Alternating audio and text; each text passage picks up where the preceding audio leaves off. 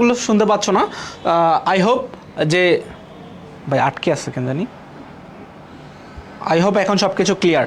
So তোমরা আমাকে একটু জানাও যে ভাইয়ের কথা সব স্পষ্টভাবে শুনতে পাচ্ছ কি না, তোমরা সবাই আমাকে দেখতে পাচ্ছ কি না, কমেন্টে একটু জানাই দাও। হ্যাঁ, সো চলো আমরা শুরু করি আজকে আমাদের প্রথম ওয়ার্ম আপ ক্লাস বাংলার উপরে। প্রথমেই দেওয়া হচ্ছে মৌন শব্দের বিপরীত শব্দ কোনটি। মৌন শব্দের বিপরীত শব্দ কোনটি? আচ্ছা, মৌন শব্দের বিপরীত শব্দ যদি বলি, আচ্ছা ভাইয়া একটু আমাকে বলবেন মৌন শব্দের অর্থ কি? আগে আমাকে অর্থ বুঝতে হবে। এই সব ক্ষেত্রে যখন বাংলা ব্যাকরণ বুঝবো তখন কিন্তু আমাকে অর্থটা বুঝতে হবে, মাস্ট। তাহলে মৌন শব্দের অর্থ কি? মৌন শব্দের অর্থ আমার নীরবতা। আচ্ছা ভাইয়ারা, নীরবতা। আর কি বলতে পারি? নিস্তব্ধতা। একদম যখন আমি চুপ করে যাই তখন তাকে আমি বলছি নীরবতা, নিস্তব্ধতা, চুপ করে থাকা। তাহলে মৌন শব্দের অর্থ আমি পাইলাম নীরবতা, নিস্তব্ধতা, চুপ করে থাকা। তাহলে তুমি আমাকে বলবা এই যে প্রথম যে অপশনটা, এটার মানে কি? বাক। বাক মানে কি? বাক মানে হচ্ছে কথা, উক্তি। তাহলে প্রথমটা একটু দেখি। প্রথমটা হচ্ছে বাক, সরি আমি বাকি আবার লিখছি। বাক মানে কি? বাক মানে হচ্ছে কথা বা উক্তি। হ্যাঁ, কথা বা উক্তি। তারপরে এই যে বি নাম্বারে যে অপশনটা আছে, বি নাম্বারে কি অপশন আছে? বি নাম্বারে অপশন আছে প্রবল। প্রবল মানে কি? আমরা বলি না আজকে বাহিরের প্রবল বৃষ্টি হচ্ছে, মানে তীব্র।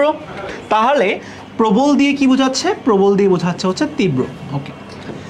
গৌণ, আমাদের দুই ধরনের কর্মকারকের নাম, কর্মপদের নাম জানি, একটা গৌণ পদ, একটা হচ্ছে মুখ্য পদ। তাহলে মুখ্য মানে কি? প্রধান যেটা। গৌণ মানে কি? অপ্রধান যেটা। তাহলে এইটার অর্থ কি? এটার অর্থ হচ্ছে অপ্রধান, তাই তো? আচ্ছা, এইটার অর্থ হচ্ছে অপ্রধান। তাহলে ভাইয়ারা খেয়াল করো যে বাক শব্দের অর্থ কথা বা উক্তি, প্রবল শব্দের অর্থ তীব্র, আর গৌণ শব্দের অর্থ অপ্রধান। মুখর শব্দের কি? তুমি এখন ভাবতে পারো যে আমরা বলছি যে আজকে মুখর একটা পরিবেশ, তার মানে মুখর মানে কি সুন্দর?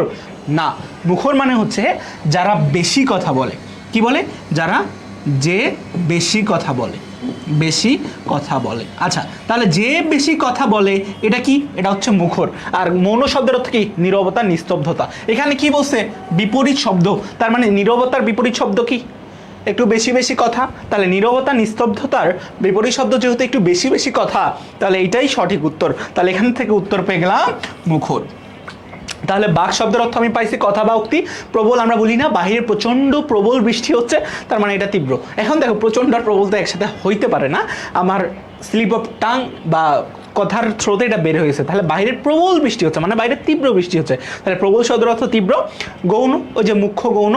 তাহলে মুখ্য শব্দের অর্থ প্রধান, গৌণ শব্দের অর্থ অপ্রধান। আর মৌন শব্দের অর্থ কি? নীরবতা বা নিস্তব্ধতা।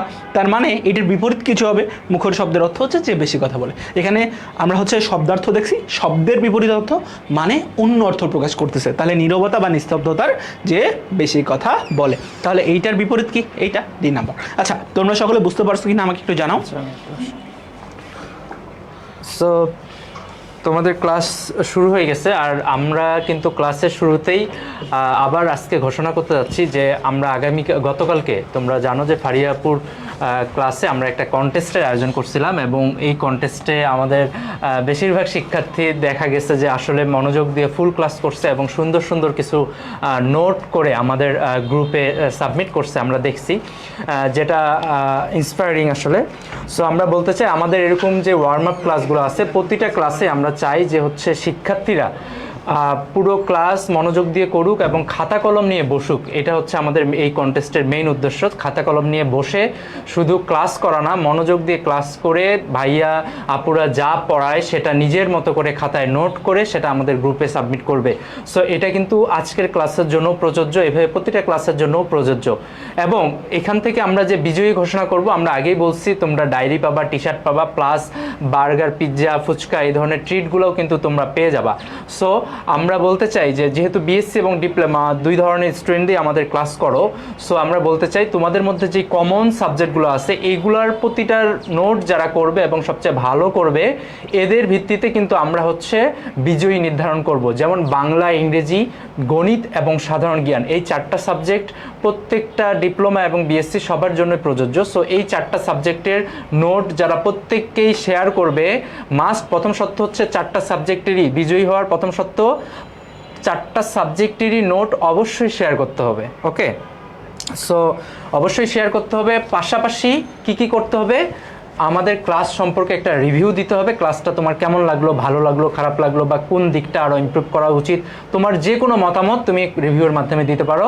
প্লাস আরেকটা বিষয় আমরা বারবার বলতেছি যে সেটা হচ্ছে, অনেকে হয়তো এটা করো নাই, যে তোমরা তোমাদের প্রত্যাবর্তন 25কে কেন বেছে নিয়েছো এটার একটা ছোট্ট করে উত্তর লিখে তোমরা নোটটা সাবমিট করবা। তাহলেই আমরা বুঝবো যে তোমরা সকল ক্রাইটেরিয়া ফিল আপ করছো এবং এই কন্টেস্টে তোমরা অংশগ্রহণ করছো। সো তোমরা, আমি আর কথা বলবো না, তোমরা মাহিম ভাইয়ের ক্লাস করো, মনোযোগ দিয়ে ক্লাস করো এবং খাতা কলম নিয়েই কিন্তু ক্লাসটা করো। আর সবার জন্য শুভকামনা থাকলো। আশা করি তোমরা সুন্দর সুন্দর নোট আবারও আমাদের গ্রুপে জমা দিবা। আল্লাহ হাফেজ। যেমন আজকে হচ্ছে আমরা শুধুমাত্র এই ধরো যেটা উত্তর সেইটা পড়াই দিব এমন না, তুমি 4টা অপশন সম্পর্কে আইডিয়া পাবা যে কেন এই 3টা হচ্ছে না, কেন আমার সঠিক উত্তরটা হচ্ছে। সো তোমরা এখনও যারা যারা তোমাদের ফ্রেন্ডকে শেয়ার করে দাও নাই, এখনও যারা যারা তোমার ফ্রেন্ডকে মেনশন করো নাই, তোমরা কাইন্ডলি তোমাদের টাইম লাইনে শেয়ার করো, কারণ টাইম লাইনে শেয়ার করার মাধ্যমে কিন্তু আজকের পিডিএফটা পেয়ে যাবা। এবং বাবারা, তোমরা যখন টাইম লাইনে শেয়ার করবা এই স্ক্রিনশটটা কিন্তু দিতে হবে নার্সিং রিমার্স পেইজে। নার্সিং রিমার্স পেইজে দেওয়ার মাধ্যমে কিন্তু তুমি এই যে সুন্দর যে পিডিএফ, সেই সুন্দর পিডিএফটা কিন্তু পেয়ে যাবা। তাহলে বাবুরা চলেন আরেকবার রিভাইজ দিয়ে নেই। মৌন শব্দের অর্থ কী বলেছি? মৌন শব্দের অর্থ হচ্ছে নীরবতা এবং নিস্তব্ধতা। তাহলে এইটা হচ্ছে শব্দের অর্থ। আমার কাছে কি চাইছে? বিপরীত শব্দ। তাহলে নীরবতা শব্দের বিপরীত শব্দ কি হচ্ছে? মুখর। কেন? নীরবতা বা নিস্তব্ধতা মানে চুপ করে থাকা, আর মুখর মানে কি? যে বেশি কথা বলে। গৌণ মানে বলেছি অপ্রধান, প্রবল মানে বলেছি তীব্র, আর বাক মানে কি বলেছি? কথা বা উক্তি। তাহলে তোমরা তোমাদের ফ্রেন্ডকে মেনশন করে দাও, শেয়ার করে দাও, এবং শেয়ারের যে স্ক্রিনশটটা সেটা কোথায় পাঠিয়ে দিবা? আমাদের নার্সিং রিমার্স পেজে। তাহলেই কিন্তু এই পিডিএফটা তুমি পেয়ে যাচ্ছ, যেখানে প্রত্যেকটার অপশন কিন্তু দেওয়া আছে। এবং আই হোপ এখান থেকে তোমাদের নেক্সট বছর ইনশাল্লাহ কমন পড়বে। সো পরের প্রশ্নটা দেখো, এখানে অবশ্য বেগম রোকেয়া রচিত অর্ধাঙ্গী প্রবন্ধের মূল বক্তব্য কি? আমাদের ফোকাস ওইদিকে বাদ। আমরা এখন কার সম্পর্কে জানবো? বেগম রোকেয়া সম্পর্কে জানবো। বেগম রোকেয়া সাখাওয়াত হোসেন, এইটা আমাদের ফুল সিলেবাসের একটা অংশ। আমরা গত বছর অনেকেই ফুল সিলেবাস পড়ে যাইনি, হাফ সিলেবাস পড়েছি, তার জন্য কিন্তু পরীক্ষায় যে একটু ধরা খেয়েছি। আমরা এখন যেটা করব সেটা হচ্ছে বেগম রোকেয়া সম্পর্কে একটু জানবো। তাহলে চলেন, বেগম রোকেয়া কী করছেন? বেগম রোকেয়া হচ্ছে কোথায় জন্মগ্রহণ করছেন? তিনি রংপুর জেলার মিঠাপুকুর উপজেলার পায়রাবন্দ গ্রামে জন্মগ্রহণ করছেন। মিঠাপুকুর উপজেলার পায়রাবন্দ গ্রামে জন্মগ্রহণ করছেন। পায়রাবন্দ গ্রাম। আচ্ছা, এই পায়রাবন্দ গ্রাম, পায়রা বন্ধ হয়ে গেছে, এটা দেওয়া হবে, পায়রাবন্দ গ্রামে জন্মগ্রহণ করছেন। এখন বেগম রোকেয়া সাখাওয়াত হোসেন, তার নাম হচ্ছে বেগম রোকেয়া সাখাওয়াত হোসেন, কিন্তু তার স্বামীর নাম। এবং তার স্বামী একজন ডেপুটি ম্যাজিস্ট্রেট ছিলেন, এবং তার স্বামী এবং তার বড় ভাই ইব্রাহিমের মাধ্যমেই কিন্তু বেগম রোকেয়া এই যে শিক্ষিত হওয়ার অনুপ্রেরণাটা কিন্তু তিনি পেয়েছিলেন। তো অর্ধাঙ্গীতে কি বলা হচ্ছে? অর্ধাঙ্গীতে নারীদের বিষয়ে যে কুসংস্কার এবং নারীদের জাগরণ, সেই জাগরণের কথাটা কিন্তু তুলে ধরা হয়েছে। অর্থাৎ নারীরা কিভাবে শিক্ষা লাভ করবে, নারীদের সম্পর্কে সমাজে যে ট্যাবুগুলো আছে বা সমাজে যেই সমস্ত ভিন্ন আচরণ হয় নারীদের প্রতি, সেই আচরণগুলো কিভাবে লাঘব করা যায়, কিভাবে তাদের প্রতি একটা ভালো দৃষ্টি আনা যায়, কিভাবে নারীকে পুরুষের সমকক্ষ করা যায়, এবং পুরুষের যে নির্যাতিত মনোভাব, সেই নির্যাতিত মনোভাব থেকে নারী সত্তাকে কিছুটা উপরে তোলা যায়, সেইটা নিয়ে কিন্তু অর্ধাঙ্গীতে আলোচনা করা হয়েছে। তাহলে এখানে কি নারীর স্বাধীনতা না, নারীকে জাগ্রত করা। তাহলে সঠিক উত্তর কোনটা? সঠিক উত্তর হচ্ছে বি নাম্বার। ওকে, তারপরেরটাই আসি। এখানে বলছে ব্যথার দান কাজী নজরুল ইসলামের কোন ধরনের রচনা? আচ্ছা, ব্যথার দান কোন ধরনের রচনা? তার আগে আমরা দেখি তার 3টা উপন্যাস আছে। এটা আমরা সকলেই জানি যে কাজী নজরুল ইসলাম মাত্র 3টা উপন্যাস লিখেছেন। আচ্ছা, কাজী নজরুল ইসলাম মাত্র 3টা উপন্যাস লিখেছেন। কি কি? একটা হচ্ছে মৃত্যু ক্ষুধা, তারপরে ব্যথার দান, মৃত্যু ক্ষুধা, কুহেলিখা, আর হচ্ছে বিষের বাঁশি।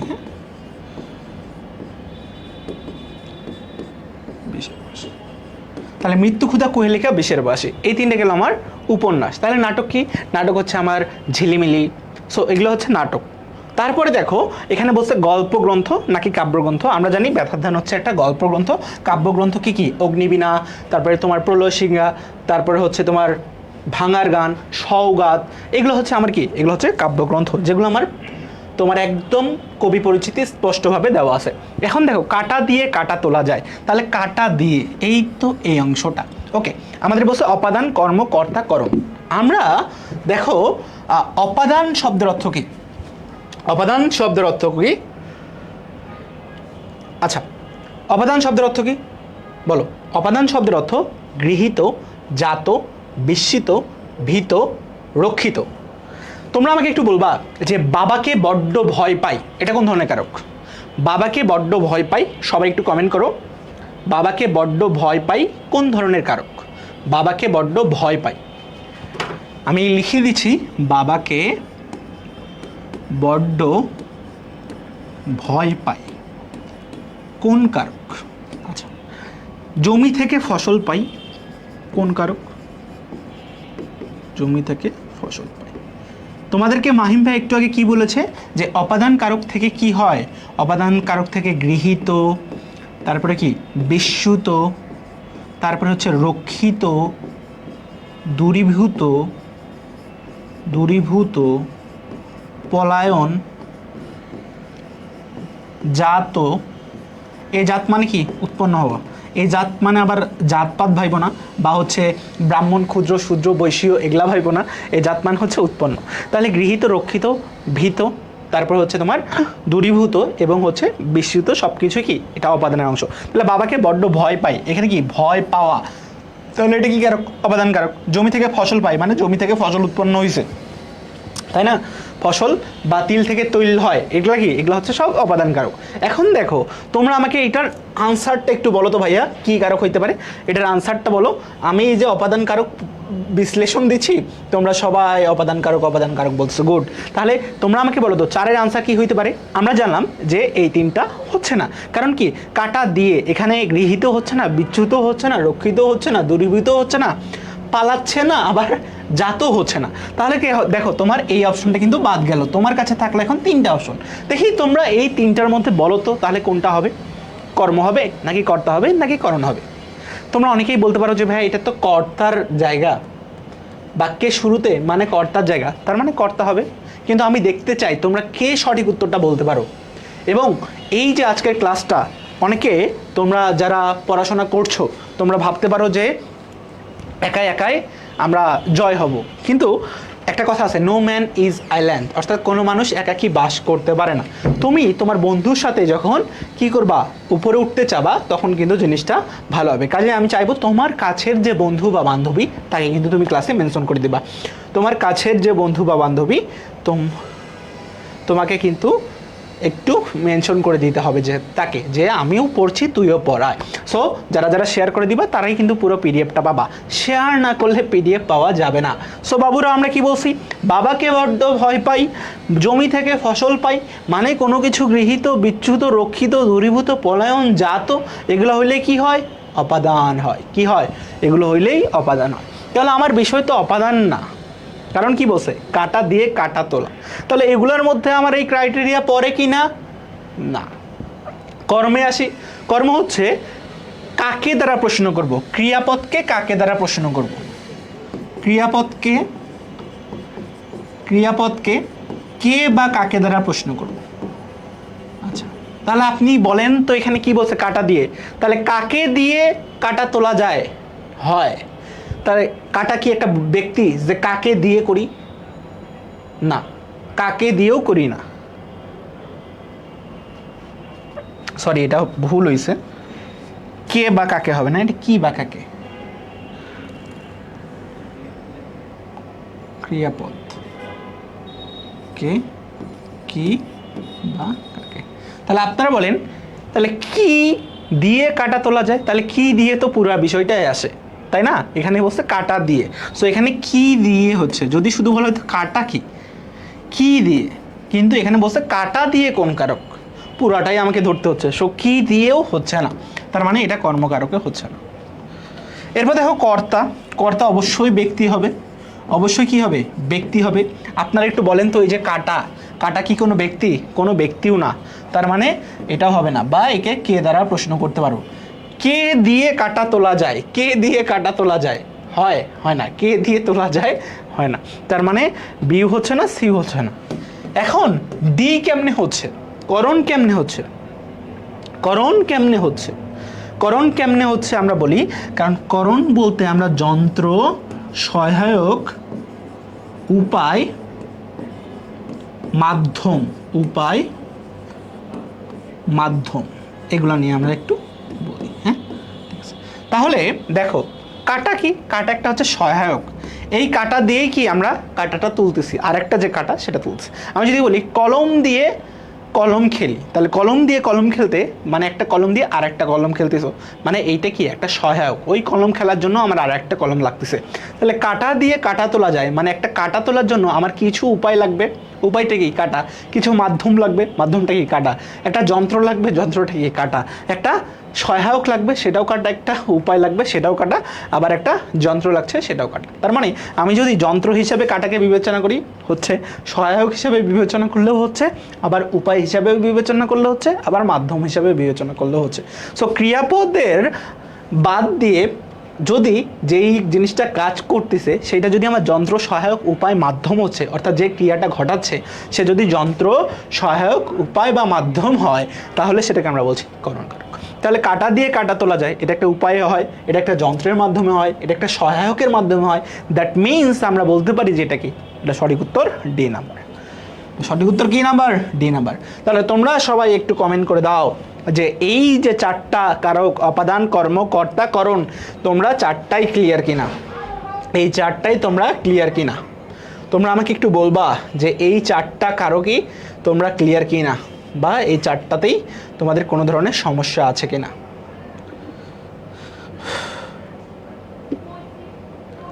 ক্লিয়ার হইলে বাবারা একটু বলেন, ক্লিয়ার হইলে বলেন ক্লিয়ার, না ক্লিয়ার হইলে, ক্লিয়ার হইলে বলেন আলহামদুলিল্লাহ ক্লিয়ার, ক্লিয়ার না হইলে বলেন যে কিচ্ছু বুঝলি নাই, আবার বোঝান। সব কিছু বুঝবো, একটা অপশন না বুঝে যাব না, একটা অপশন না বুঝে যাব না। ক্লিয়ার হইলে বলেন যে ক্লিয়ার কিনা, ক্লিয়ার কিনা। আতিয়াতুল জান্নাত বলছে ক্লিয়ার, ফাতেমা ইসলাম বলছে ক্লিয়ার, তাসনিম তন্নি বলছে ক্লিয়ার ভাইয়া, ইফাত আঞ্জুম আক্তার লিমা বলছে ক্লিয়ার, ফারিয়া বলছে বুঝছি ভাইয়া। আচ্ছা, ইফাত খানম নিশাদ বলছে যে আর একবার বুঝাই দিবেন কি। আচ্ছা ওকে, অবশ্যই, কেন বুঝাই দিব না। কাটা দিয়ে কাটা তোলা যায়, বাক্যে কাটা দিয়ে কোন কারক। আমরা যদি কারক বুঝতে চাই আমাদেরকে বুঝতে হবে যে সর্বপ্রথম ক্রিয়াপদ কোনটা। চলেন আমরা একটু ক্রিয়াপদটা দেখে আসি। কাটা দিয়ে এই পুরা বাক্যে তোলা যায় হচ্ছে ক্রিয়াপদ। কোনটা ক্রিয়াপদ, এই যে তোলা যায় এটা হচ্ছে ক্রিয়াপদ। তাহলে এই যে তোলা যায় এটা কি ক্রিয়াপদ। এখন এই ক্রিয়াপদকে আমরা যদি ক্রিয়াপদ থেকে গৃহীত, বিচ্যুত, রক্ষিত, দূরীভূত, পলায়ন জাত হয় তাহলে সেটা অবদানকারক। তাহলে তোলা যায় কি, দেখেন বড্ড ভয় পাই, তোলা যায়কে কি ভয় পাওয়ার সাথে তুলনা করতে পারি না। জাত হিসাবে করতে পারি না, গৃহীত হিসাবে করতে পারি, পাই না। বিস্মৃত হয়, তোলা চাইতো মানে উপরে তোলা। তারপরে রক্ষিত হয় মানে ও কি রক্ষা করতেছে, করতেছে না। ও কি দূরীভূত করতেছে মানে কি ও কি এখান থেকে ভাগাই দিচ্ছে, দিচ্ছে না। ও কি পালাই যাচ্ছে, সেটাও করতেছে না। তাহলে তোলা যায় কোনো কাজেই আসতেছে না, তার মানে এখানে অপাদানকারক হবে না। যদি এগুলা হইতো তাহলে সে অপাদানকারক হইতো। কর্মকারক দেখেন, ক্রিয়াপদকে আমরা যদি কি বা কাকে দ্বারা প্রশ্ন করে যাই, আমরা যদি বলি কি তুলি, কি তোলা যায়, তাহলে আসতেছে কাটা। এই যে কি তোলা যায়, কাটা তোলা যায়, তাহলে এটা কোন কারক হবে, এটা কর্মকারক হবে। বা আমরা যদি বলি কাকে তোলা যায়, তাহলে কাটাকে তোলা যায়, তার মানে যদি বলতো কাটা কোন কারক, তাহলে কাটা হইতো আপনার কি কারক, কর্মকারক। এখন বলছে কর্তা, আমার প্রথমেই দেখতে হবে কর্তা আছে, কোনো ব্যক্তি আছে কিনা, কোনো ব্যক্তি নাই। তারপর আমরা কে দিয়ে প্রশ্ন করব, কে তোলা যায়, এটা তো হচ্ছেই না। কে তোলা যায়, কে তোলা যায়, কোনো আনসার পাচ্ছেন? আনসার যদি না পান তাহলে সেটা কর্তাকারক না। এখন দেখেন তোলা যায়, এটা কি কোনো যন্ত্র, সহায়ক, উপায় বা মাধ্যম? কি কাটা দিয়ে, তাহলে এই যে কাটা দিয়ে তোলা যায়, কি তোলা যায় সেটা ফ্যাক্ট না, কারণ কি তোলা যায় সেটা কর্মকারক। তাহলে কাটা দিয়ে তোলা যায়, এখন এই কাটা দিয়ে তোলা যাচ্ছে, এটা কি একটা যন্ত্র, কারণ একটা যন্ত্র দিয়েই তো আরেকটা যন্ত্রকে তুলতেছি, মানে কাটার একটা যন্ত্র, ওই কাটা দিয়ে সেটাও একটা যন্ত্র। এই কাটার মাধ্যমেই তো এটা তুলছি, মানে কাটার সহায়তায় তো তুলছি, তার মানে সহায়ক হচ্ছে। এখন কাটার উপায়েই তো তুলছি, হচ্ছে কাটার মাধ্যমেই তো তুলছি, হচ্ছে, সবই হচ্ছে। তার মানে যন্ত্র সহায়ক উপায় মাধ্যম হইলে এই পুরো জিনিসটা হয়ে যাবে করণকারক। তার জন্যই আমরা এখানে যন্ত্র সহায়ক উপায় মাধ্যমের জন্য এটা করণকারক বলছি। তাহলে আই হোপ ইফাত আপনি বুঝতে পেরেছেন, আপনার আর কোনো সমস্যা নেই? Hope so. অনেকে বলছেন ক্লিয়ার ভাই, আলহামদুলিল্লাহ ক্লিয়ার।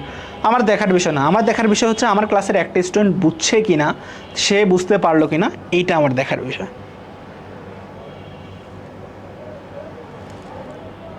এবার সবাই ক্লিয়ার? ইফাত না যে প্রশ্ন করতেছিলেন, দেখেন আপনি কি ক্লিয়ার এবার? ক্লিয়ার? ক্লিয়ার হইলে আমরা পরেরটায় যাই। 5 নম্বর প্রশ্ন, বাংলা সাহিত্যে চলিত ভাষারীতির প্রথম মুখপাত্র পত্রিকার নাম কি? আমরা সবাই জানি বাংলা সাহিত্যে প্রথম চলিত ভাষার পরিচয় করান প্রমথ চৌধুরী। কোন চৌধুরী? প্রমথ চৌধুরী। ছোটবেলায় আমি তাকে বলতাম প্রথম চৌধুরী। এখন কেউ যদি আমার মতো ভুল করে থাকেন, কেউ যদি প্রথম চৌধুরী বলেন, তাহলে আপনারা একটু লেখেন কে কে প্রথম চৌধুরী বলেন। এখন এই প্রথম চৌধুরী বা প্রমথ চৌধুরী, তিনি বীরবল ছদ্মনামে লিখতেন। সবারই একটা ছদ্মনাম থাকে, সো প্রমথ চৌধুরীর ছদ্মনাম কি? বীরবল। এবং প্রমথ চৌধুরীকে বলা হয় বাংলা চলিত রীতির প্রবর্তক। বাংলা ভাষায় চলিত রীতির প্রবর্তক।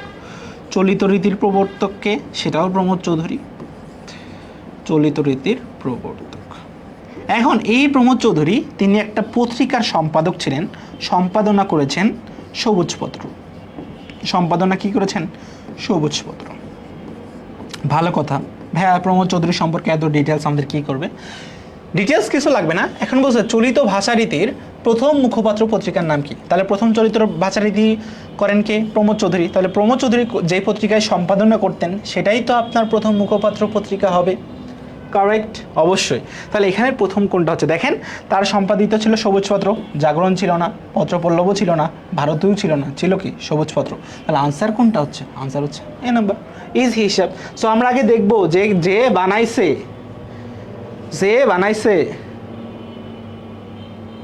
যে বানাইছে সে কোথাকার? তার নাম কি? প্রমথ চৌধুরী। তার ছদ্মনাম কি? বীরবল। তারপরে তিনি চলিত রীতির প্রবর্তক। তিনি সম্পাদনা করছেন কি? সবুজপত্র। তাহলে তার সম্পাদিত কোনো কিছুই তো হবে, তাই না? সো এইটা হচ্ছে সবুজপত্র। ওকে, নেক্সট প্রশ্নে আমরা যাই। 6 নম্বর প্রশ্ন, রবীন্দ্রনাথ ঠাকুর কোন কাব্যগ্রন্থের জন্য নোবেল পুরস্কার পান? আসলে প্রশ্নটা একটু ভুল আছে, একটু না পুরাটাই ভুল আছে। আমরা জানি রবীন্দ্রনাথ ঠাকুর নোবেল পুরস্কার পান। ওকে, কত সালে পান? 1913 সালে। কিসের জন্য পান? এখন রবীন্দ্রনাথ ঠাকুর তো কি ছিলেন? বাঙালি ছিলেন। যারা নোবেল দেয় তারা কি ছিল? ইংরেজ ছিল। তাহলে তাদের জন্য তো ইংরেজি কিছু লিখতে হতো। তিনি যেটা লিখছিলেন সেটা হচ্ছে সং অফারিংস।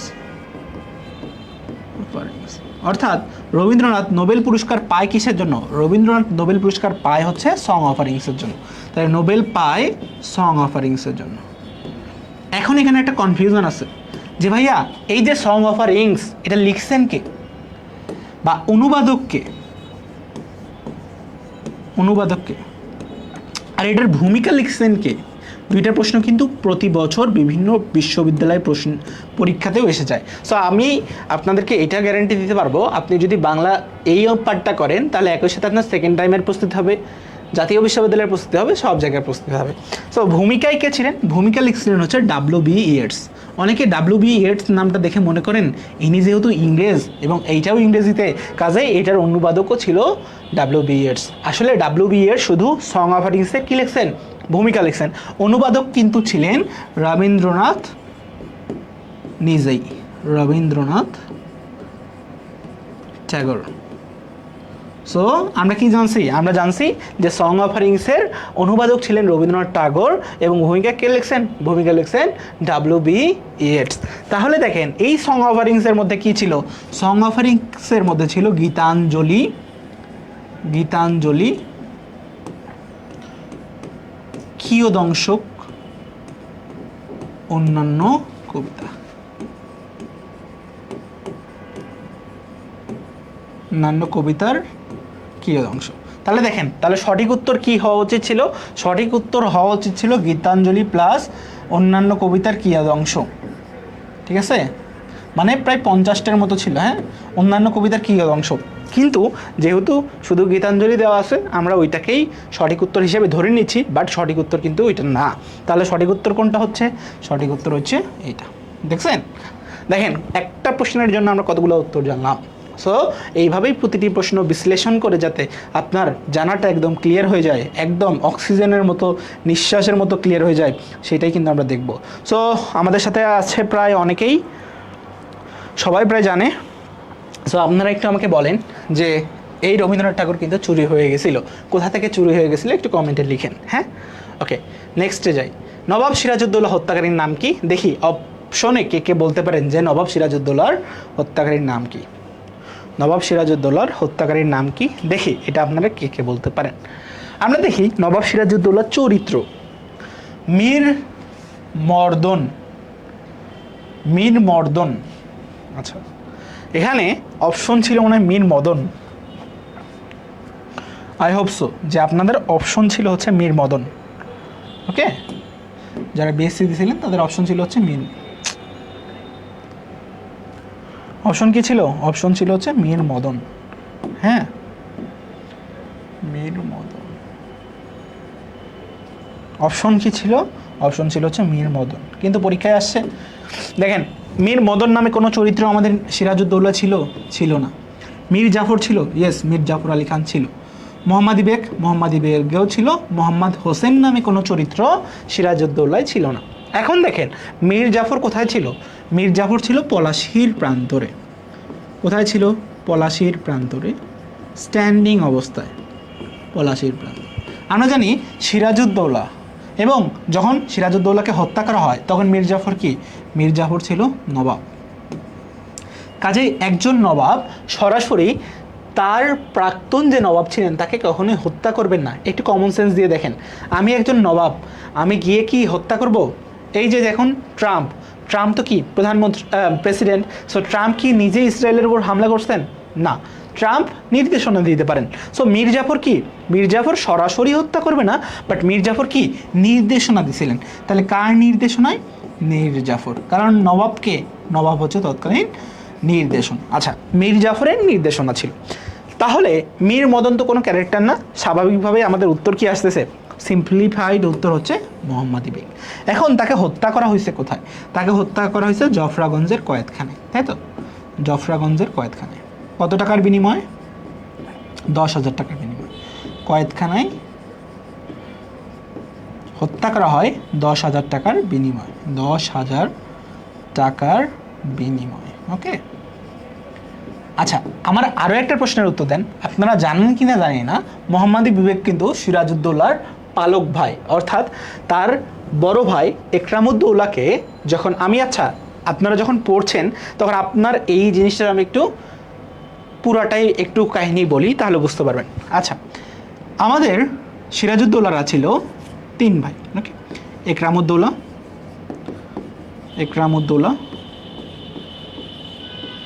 সিরাজউদ্দৌলা, আর এক বোন ছিলেন তাদের। হ্যাঁ, সিরাজউদ্দৌলা। সো আমাদের ঘসিটি বেগম ছিল না? ঘসিটি বেগম। এই ঘসিটি বেগমের কিন্তু আসল নাম কি ছিল? ঘসিটি বেগমের আসল নাম ছিল মেহেরুন্নেসা। ওকে,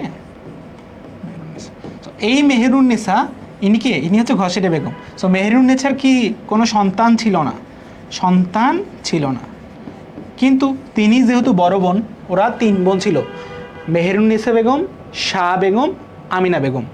অর্থাৎ আলীবর্দীর 3 কন্যা ছিল। আলীবর্দীর কয় কন্যা? আলীবর্দী খানের 3 কন্যা, মেহেরুন্নেসা, শাহ বেগম এবং আরেকটা হচ্ছে আমিনা বেগম। হ্যাঁ, সো এই যে মেহেরুন্নেসা কিন্তু পরবর্তীতে আপনার কি ঘসেটে বেগম নামে পরিচিতি লাভ করেন। তাহলে ঘসেটে বেগমের কি কোনো সন্তান ছিল না। যেহেতু আমিনা বেগম, ছোট বোন আমিনা বেগমের 3 সন্তান ছিল, সো বড় ভাই একরামউদ্দৌলাকে এই ঘসেটে বেগম কি পালক পুত্র হিসাবে নেন। এবং যেহেতু আলীবর্দী খাঁর বড় মেয়ে মেহেরুন্নেসা, কাজেই এই যে পালক পুত্র একরামউদ্দৌলা তিনি যদি সিংহাসনে চড়েন তাহলে রাজমাতাকে হচ্ছেন মেহেরুন্নেসা। মূলত এই যে রাজমাতা হওয়ার লোভ, সেই রাজমাতা হওয়ার লোভ থেকেই মেহেরুন্নেসা বা ঘসেটে বেগম সিরাজের বিরুদ্ধে কিন্তু চলে যান। কার বিরুদ্ধে চলে যান? সিরাজের বিরুদ্ধে চলে যান। এই জিনিসটা মাথায় রাখবেন। সো ঘসেটে বেগম বা মেহেরুন্নেসা কেন সিরাজের বিরুদ্ধে চলে যান? কেন? তার রাজমাতা হওয়ার শখ ছিল। সো এই যে বড় ভাই একরামউদ্দৌলা তিনি যখন পালকপুত্র হিসাবে ঘসেটে বেগমের কাছে যান, কিন্তু এতটাই দুর্ভাগ্য ছিল যে একরামউদ্দৌলা তখন কিসে? বসন্ত রোগে মারা যান। কোন রোগে মারা যান? বসন্ত রোগে কিন্তু মারা যান। তাহলে পালকপুত্র ছিল এবং বসন্ত রোগে কিন্তু একরামুদ্দৌলার মৃত্যু হলো। তাহলে একরামুদ্দৌলার কাহিনী কিন্তু এখান থেকে আমরা ফিনিশ পাই, হ্যাঁ, সে মারা গেল। তাহলে তার যেহেতু 2 ভাই ছিল, তখন আমিনা বেগমের কাছে একটা প্রস্তাব আসে যে তখন কিন্তু পালকপুত্রের হিসাব ছিল অনেক, হ্যাঁ।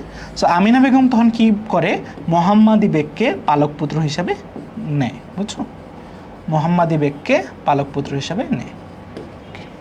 সো এই যে মোহাম্মদী বেগ, সেই মোহাম্মদী বেগকে সিরাজউদ্দৌলার পালক ভাই, কে, সিরাজউদ্দৌলার পালক ভাই, পালক ভাই। এবং এই মোহাম্মদী বেগই পরবর্তীতে কাকে হত্যা করেন, সিরাজউদ্দৌলাকে হত্যা করেন। আরও একটা কথা, যখন পালকপুত্র বসন্ত রোগে মারা যান মানে একরামুদ্দৌলা, তখন ঘসিদি বেগমেরও আরেক পালকপুত্র হয়, তার নাম শওকত জং। আপনারা যখন নাটক পড়েছেন তখন শওকত জংয়ের পরিচয় জেনেছেন, হ্যাঁ। সো এই ছিল আমার পুরো কাহিনী, আমি শর্টকাটে আপনাকে বুঝাইছি। এখানে গল্পে আমরা 2 জনকে দেখতে পাই এই নামেই, একজনের নাম ছিল মীর মর্দান, আর আরেকজনের নাম ছিল কি, মীর মিরন। সো মীর মর্দান ছিল, মীর মদন বলে কেউ ছিল, ওকে, মীর মর্দন বলেও কেউ ছিল না, ওকে। তাহলে এই হচ্ছে আমাদের পুরো 7 নম্বর কোশ্চেনের একদম ডিটেলস অ্যানালাইসিস। সো এই জিনিসটা কেউ বুঝতে পেরেছেন, পুরাটা কি বুঝতে পেরেছেন, একদম clear? Is it clear or not, পুরাটাই বুঝতে পেরেছেন কিনা, পুরাটাই বুঝতে পেরেছি কিনা?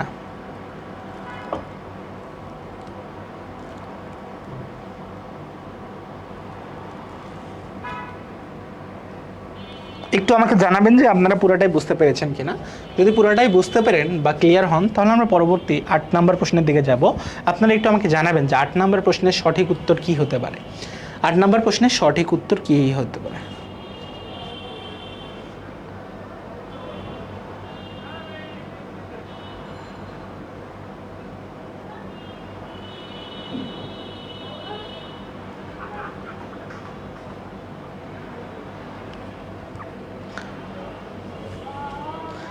আপনাদেরকে এত ডিটেলস বললে আপনারা নিতে পারতেছেন না হয়তো, তার জন্য আরেকবার বলতেছেন। আমি যদি সহজ ডিরেক্ট বলে দিতাম তাহলে মনে হয় সহজ হইতো। সো আমি এখন থেকে সহজ উত্তরই বলে দিব, এত কিছু আপনাদের বোঝায় আসলে লাভ নাই, কিন্তু এটা জানলে আপনাদের পুরো জিনিসটা বুঝতে অসুবিধা হয়। আপনারা একটু মনোযোগ দিয়ে ক্লাস করেন, কারণ অনেক ডিটেলস তো, এতগুলো যদি আবার রিপিট করতে চাই তাহলে ক্লাসের অনেকটা সময় চলে যাবে। নবাব সিরাজউদ্দৌলার হত্যাকারীর নাম কি? নবাব সিরাজউদ্দৌলার হত্যাকারী, প্রথমেই আমরা অপশনগুলোতে দেখব যে আমাদের চরিত্র কী কী আছে। আমরা জানি মীর মদন নামে আমাদের কোনো চরিত্র নাই, চরিত্র আছে 2টা, মীর মর্দান আর মীর মিরন নামে। মীর মর্দান ছিল আমাদের নবাব সিরাজউদ্দৌলার পক্ষে, আর মীর মিরন ছিল কি, মীর জাফরের ছেলে। এখন দেখেন, তাহলে এইটা কিন্তু আমার ইয়াতেই নাই, বইয়েই নাই। মোহাম্মদ হোসেন নামেও বইয়ে কেউ নাই। বইয়ে কোনটা আছে, মীর জাফর আছে আর মোহাম্মদী বেগ আছে। সহজ ভাষায় বোঝেন, একটা দেশের প্রেসিডেন্ট সে কি সরাসরি হত্যা মামলায় জড়িত হয় বা হত্যায় জড়িত হয়? যেমন ডোনাল্ড ট্রাম্প ইরানের উপর আঘাত করছে, এখন ডোনাল্ড ট্রাম্প কি নিজের হাতে যা B2 বোমান থেকে বোম ফেলছে? না, সে কাউকে দিয়ে ফেলাইছে। তার মানে মীর জাফর জড়িত ছিল, কিন্তু তিনি মূলত নির্দেশনা দিছে। তাহলে ইনি যদি নির্দেশনা দেয় তাহলে বাকি থাকে কে? মোহাম্মদী বেগ। সহজ, মাথা খাটালেই আসে। সো এইটা হচ্ছে আসলে মোহাম্মদী বেগ বা সিরাজউদ্দৌলার আসলে একটা বিস্তৃত কাহিনী। আলীবর্দী খানের 3 কন্যা ছিলেন, মেহেরুন্নেসা, শাহ বেগম, আমিনা বেগম। আমিনা বেগমের 3 ছেলে ছিল, একটা হচ্ছে একরামুদ্দৌলা, সিরাজউদ্দৌলা আর একটা বোন ছিল। সো একরামুদ্দৌলা তাকে পালক পুত্র হিসেবে নেয় মেহেরুন্নেসা বা ঘসিরে বেগম, কিন্তু একরামুদ্দৌলা মারা যায়। সো একরামুদ্দৌলা যখন মারা যায় তখন মেহেরুন্নেসা পালক পুত্র হিসাবে শওকত জংকে নেয় এবং আমিনা বেগম পালক পুত্র হিসাবে মোহাম্মদী বেগকে নেয়, এবং এই মোহাম্মদী বেগই পরবর্তীতে সিরাজউদ্দৌলাকে হত্যা করে 10,000 টাকার বিনিময়ে জফরাগঞ্জের কয়েদখানে। ওকে,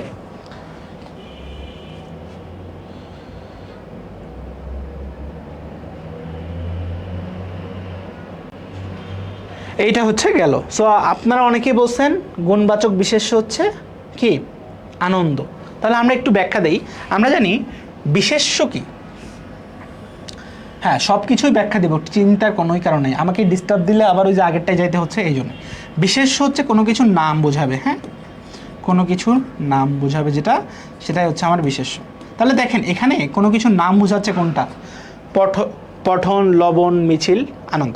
হ্যাঁ, লবণ একটা নাম বোঝাচ্ছে। কিসের নাম? একটা দ্রব্যর নাম বা একটা বস্তুর নাম। লবণ কি? লবণ হচ্ছে একটা দ্রব্যের নাম বোঝাচ্ছে বা একটা বস্তুর নাম বোঝাচ্ছে। তাহলে দ্রব্য বা বস্তুর নাম বোঝাইলে সেটাকে আমরা কি বলি? লবণটাকে বলতে পারি দ্রব্য বা বস্তুবাচক বিশেষ্য। তাহলে এটাকে আমরা বলতে পারি দ্রব্য বা বস্তুবাচক বিশেষ্য। দ্রব্য বা বস্তুবাচক বিশেষ্য। ওকে, এটা ক্লিয়ার। তারপরে দেখেন মিছিল। মিছিল কি একটা লোক দিয়ে হয় না অনেকগুলা লোক লাগে? অনেকগুলা লোক নিয়ে মিছিল হয়। আমি যদি একাই এরকম জয় বাংলা, তারপরে আপনার হচ্ছে আমি যদি একাই বলি যে ইনকিলাব জিন্দাবাদ, তারপর আমি যদি একাই বলি বাংলাদেশ জিন্দাবাদ, আমি যদি একাই বলি হচ্ছে স্বৈরাচার নিপাত যাক, বাংলাদেশ মুক্তি পাক, আমি যদি একাই বলি যে হচ্ছে আপনার হচ্ছে মেক আমেরিকা এগেইন, তাহলে এটা কি হবে? হবে না। কেন হবে না? কারণ এখানে একজন দিয়ে কখনো মিছিল হয় না, মিছিল করতে অনেকজন লাগে। তাহলে অনেকগুলো মানুষ যখন একসাথে থাকে তখন কি আমরা সেটাকে কি মানুষের সমষ্টি বলি না? তাহলে মিছিলটা কি হবে? মিছিলটা হবে সমষ্টিবাচক বিশেষ্য। যেহেতু অনেকজন লাগছে এখানে, তাহলে এটা কি? এটা হচ্ছে সমষ্টিবাচক বিশেষ্য। আরেকটা জিনিস দেখবেন যে যদি কোথাও অন থাকে, যদি কোথাও অন থাকে এবং সেইটার আগে যদি একটা ধাতু থাকে, কি বললাম? একটা ধাতু, তাহলে একটা ধাতু যোগ অন, ধাতু যোগ অন, ধাতু যোগ অন যদি থাকে তাহলে সেইটা সবসময় হয় আপনার ভাববাচক বিশেষ্য। কোন বাচক বিশেষ্য? ভাববাচক বিশেষ্য। তাহলে পট যোগ অন এটা কি? এটা হবে ভাববাচক বিশেষ্য। এটাই হচ্ছে ভাববাচক বিশেষ্য। তাহলে যদি আপনাকে আমি বলি শ্রবণ, ভাববাচক বিশেষ্য। আপনাকে যদি বলি শয়ন, ভাববাচক বিশেষ্য। আপনাকে যদি বলি গমন, ভাববাচক বিশেষ্য। তাহলে কোনো কিছু যদি কাজ করা বোঝায়, এই যে গমন, শয়ন, শয়ন মানে কি? শয়ন মানে শুয়ে আছে, গমন মানে কি? যাওয়া, শ্রবণ মানে কি? শোনা, পঠন মানে কি? পড়া। তাহলে কাজ করাও বোঝাচ্ছে এবং শেষে যদি অন থাকে, শেষে কি থাকে? অন থাকে, সেটাকে আমরা কি বলবো? ভাববাচক বিশেষ্য। বাকি থাকছে কি? বাকি থাকছে আনন্দ। তাহলে দেখেন গুণবাচক বিশেষ্য, গুণবাচক বিশেষ্যগুলো যেগুলো আমার দোষ গুণ বোঝায়, তাহলে শুধু গুণবাচক বলতে শুধু গুণই বোঝাবে না, এটা দোষও বোঝাবে, দোষ গুণ ইত্যাদি বোঝায়। তাহলে দোষ গুণ কি কি বোঝায়? সুখ, দুঃখ, হাসি, কান্না, আনন্দ ইত্যাদি কি? ইত্যাদি হচ্ছে আমার গুণবাচক বিশেষ্য। তাহলে এটা সঠিক উত্তর কি হচ্ছে? সঠিক উত্তর হচ্ছে ক্লিয়ার।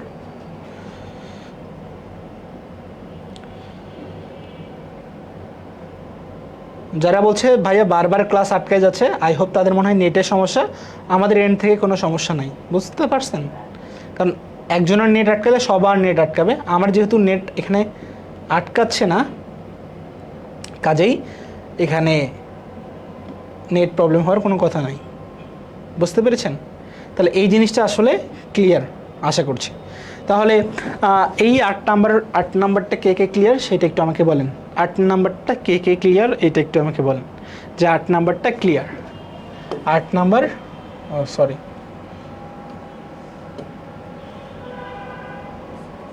8 নাম্বার ক্লিয়ার কিনা সেটা একটু আমাকে বলেন। হ্যাঁ,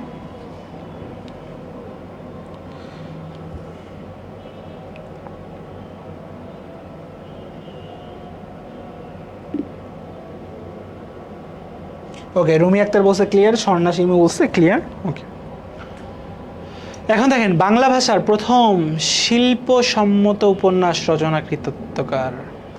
দেখেন শিল্পসম্মত উপন্যাস বলতে কি সার্থক উপন্যাস রচনা করছে কে? মানে সার্থক উপন্যাস মানে কি? যে উপন্যাস হওয়ার জন্য সবগুলা গুণ দরকার। একটা উপন্যাস হওয়ার জন্য কি দরকার? গল্পের প্লট দরকার, চরিত্র বিন্যাস দরকার, চরিত্র বিন্যাস দরকার, বর্ণনা দরকার। তাহলে এই যে সবগুলা ক্যারেক্টারিস্টিক্স এগুলো আমরা পাই কার মধ্যে? বঙ্কিমচন্দ্র চট্টোপাধ্যায়ের মধ্যে। এজন্যই বঙ্কিমচন্দ্র চট্টোপাধ্যায়কে কী বলা হয়? সাহিত্য সম্রাট। মানে বঙ্কিমচন্দ্র চট্টোপাধ্যায়ের উপাধির নাম কি? বঙ্কিমচন্দ্র চট্টোপাধ্যায়ের হচ্ছে মানে এটা হচ্ছে উপাধি। হ্যাঁ, এখানে লিখছি উপাধি। উপাধি কি? উপাধি হচ্ছে সাহিত্য সম্রাট। এবং যদি বলা হয় বঙ্কিমচন্দ্র চট্টোপাধ্যায়ের ছদ্মনাম কি, তাহলে বঙ্কিমচন্দ্র চট্টোপাধ্যায়ের ছদ্মনাম কিন্তু আমরা জানি হচ্ছে কমলাকান্ত। হ্যাঁ, কমলাকান্ত। ওকে, সো কমলাকান্ত। তাহলে এখানে আমরা সঠিক উত্তর জানলাম। তাহলে এগুলা কি? রবীন্দ্রনাথ ঠাকুর। রবীন্দ্রনাথ ঠাকুরকে আমরা বলি ছোট গদ্যের জনক বা ছোট গল্পের জনক। তাহলে ছোট গল্পের জনক কে? ছোট গল্পের জনক হচ্ছে আমার রবীন্দ্রনাথ ঠাকুর। তাহলে শরৎচন্দ্র চট্টোপাধ্যায় কি? শরৎচন্দ্র চট্টোপাধ্যায়কে আমরা বলি অপরাজেয় কথাশিল্পী। কি বলি? অপরাজেয় কথাশিল্পী। ওকে। মীর মোশাররফ হোসেন, ইনি হচ্ছে বিষাদ সিন্ধু অর্থাৎ কারবালার যে কাহিনী বিষাদ সিন্ধু, সেই বিষাদ সিন্ধু নিয়ে কিন্তু লিখে ফেমাস হয়েছেন। এটা কোথাকার কাহিনী? কারবালার কাহিনী। এবং মীর মোশাররফ হোসেন কি? ইনি হচ্ছে বাংলা মুসলমান সাহিত্য যেটা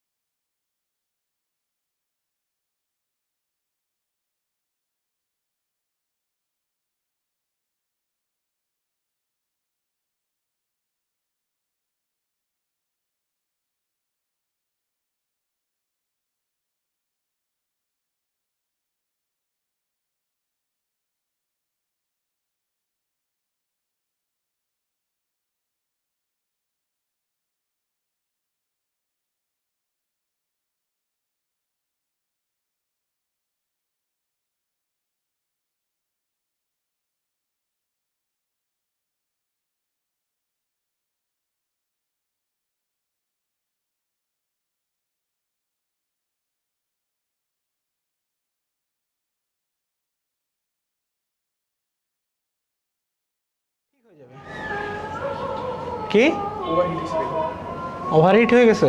সো এখন রিপোর্ট তো ওই যে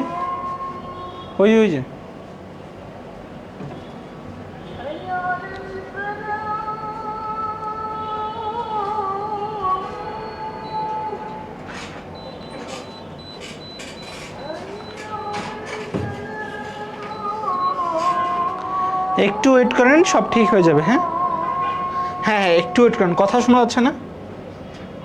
হ্যাঁ হ্যাঁ, একটু ওয়েট করেন, ঠিক হবে।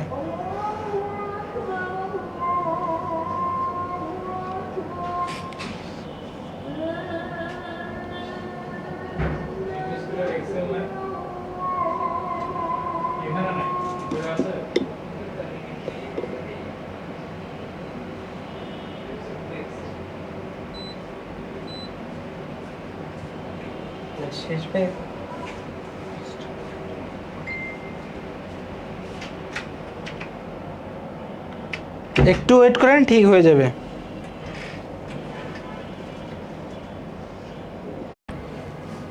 আই হোপ এখন মনে হয় ঠিক আছে। আমি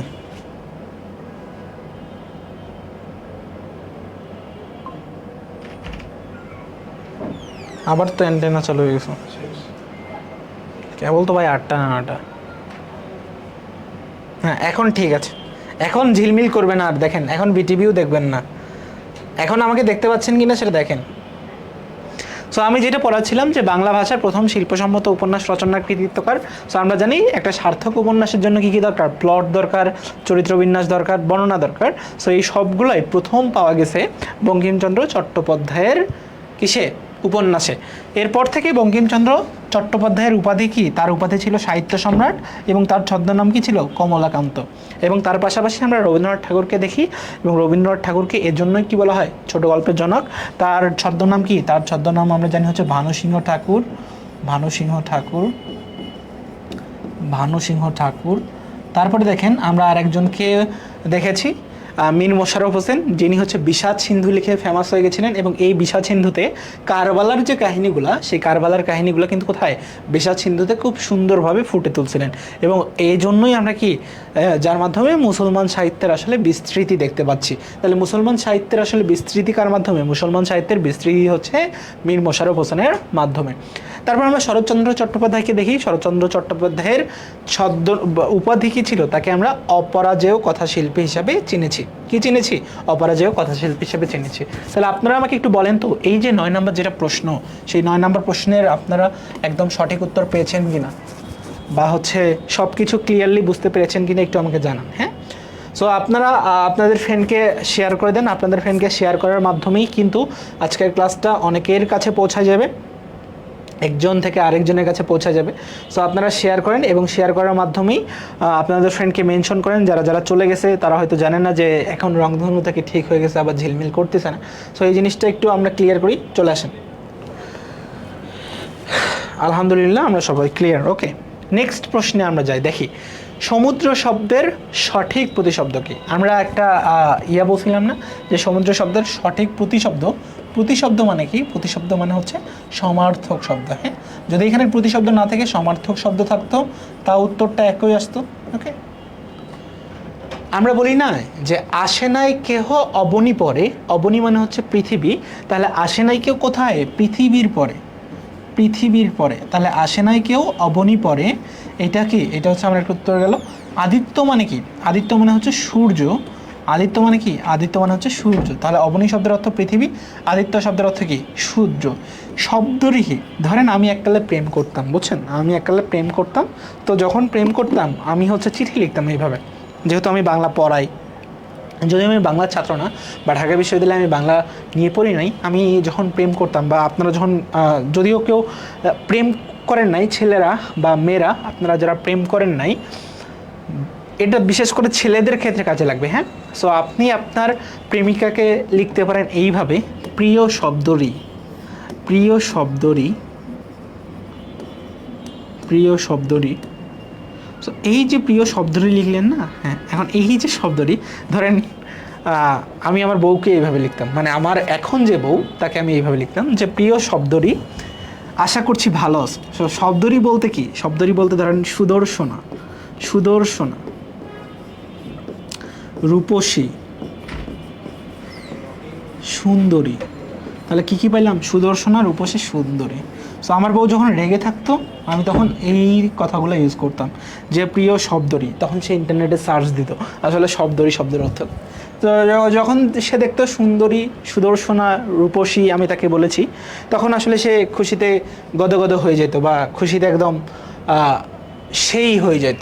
সো যারা ছেলেরা আছেন আপনারা আপনাদের প্রিয়জনকে এইভাবে লিখতে পারেন, প্রিয় শব্দরি, যেমনটা আমি আমার বউকে লিখতাম, সুদর্শনা, রূপসী, সুন্দরী। সো এইটা যখন সে দেখতো সে একদম খুশি হয়ে যেত। কাজে আমার উপর যদি রাগ থাকতো তাহলে তার আর রাগ হইতো না। বুঝতে পারছেন? ভাইয়ের কি বিয়ে হয়ে গেছে? হ্যাঁ, আমার বিয়ে হয়ে গেছে। সো শব্দটি শব্দের অর্থ সুদর্শনা, রূপসী এবং সুন্দরী। বাকি থাকে কি? অর্ণব। অর্ণব মানে হচ্ছে সমুদ্র। অর্ণব মানে কি? অর্ণব মানে হচ্ছে সমুদ্র। তাহলে আমাদের সঠিক উত্তর কোনটা আসলো? সঠিক উত্তর হচ্ছে ডি নাম্বার, অর্ণব। ওকে, তাহলে এটার উত্তর কি? 10-এর ডি নাম্বার। 10-এর উত্তর আমরা কি পাচ্ছি? 10-এর ডি নাম্বার, 10-এর ডি নাম্বার। তাহলে 10-এর উত্তর কী কী পাইলাম? 10-এর উত্তর পাইলাম ডি নাম্বার। আচ্ছা দেখেন, এখানে একটা সুন্দর জিনিস আছে, প্রত্যাবর্তন 25, second and third timer batch ভর্তি চলছে। কোর্স ফি কত? 10,000, 5,000। এখন দেখেন, এখন আমার যারা শব্দরি আছেন, সেই শব্দরিয়া একটু দেখেন, আপনাদের জন্য এই 5,000 টাকা কেটে আমি আপনাদের জন্য 4,000 করে দিতে পারি। কিভাবে 4,000 করবেন? এই 4,000 করার জন্য কোর্স লিঙ্ক নিচে প্রথম কমেন্টেই দেওয়া আছে, এবং সেখানে যে আপনি ড্রিম 1000 কী করবেন? ড্রিম 1000 দিবেন, তাহলেই এই 5,000 টাকার কোর্সটা আপনি এটা কোথায় দিবেন? প্রোমো কোডের জায়গায় দিবেন। হ্যাঁ, প্রোমো কোডের জায়গায় 5,000টা যদি আপনি এইটা দেন তাহলে কিন্তু আপনার ড্রিম 1000টি কিন্তু একদম কাজ হয়ে যাবে। তার পাশাপাশি আপনি আরেকটা কাজ করতে পারেন। দেখেন যে এই যে ক্লাসের ক্যাপশন, সেই ক্লাসের ক্যাপশনে একটা গুগল ফর্ম আছে, এবং আপনি যদি সর্বোচ্চ ডিসকাউন্ট পাইতে যান, যে ভাই আমার পারিবারিক অবস্থা একদম শেষ, আমি একদম কিছুতেই চলতে পারতেছি না, আমার বাবা মা আমাকে টাকা দিচ্ছে না, এই যদি কাহিনী থাকে আপনার, তাহলে আপনি 4,000 টাকাও ডিসকাউন্ট দরকার নাই, আপনিও গুগল ফর্মটা পূরণ করে দিবেন। গুগল ফর্মটা পূরণ করলে আমাদের টেলি মার্কেটিং যারা সামলায় তারা আপনাকে ফোন দিবে, তারপর আপনি সমস্যার কথাগুলো বললে তারা তাদের এন্ড থেকে একটা ডিসকাউন্ট আপনাকে দিয়ে দিবে। কাজেই আই হোপ আপনারা এইভাবে আমাদের কোর্সটাতে এনরোল করে আপনার যে নার্সিংয়ের স্বপ্ন, সেই নার্সিংয়ের স্বপ্ন পূরণ করতে পারেন। ওকে, সো নেক্সট আমরা দেখি, আমাদের হচ্ছে 10 নাম্বার চলে গেল, আমরা পরবর্তীতে যাই।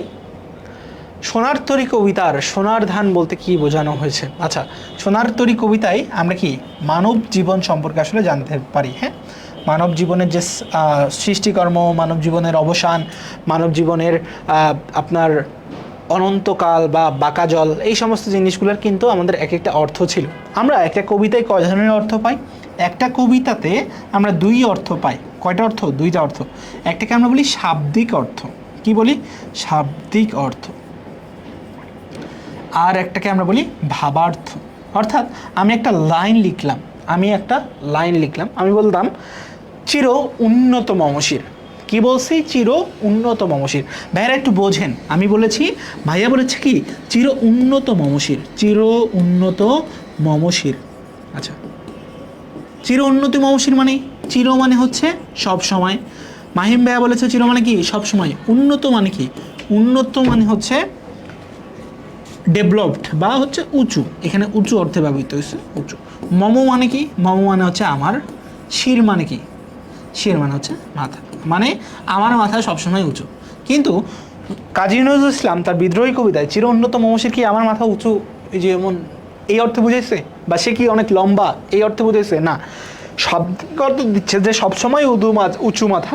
কিন্তু এ ভাব কি দিচ্ছে? যে অন্যায়ের বিরুদ্ধে সে কখনোই নত হয় নাই, অন্যায়ের বিরুদ্ধে তার মাথা সবসময় কি ছিল?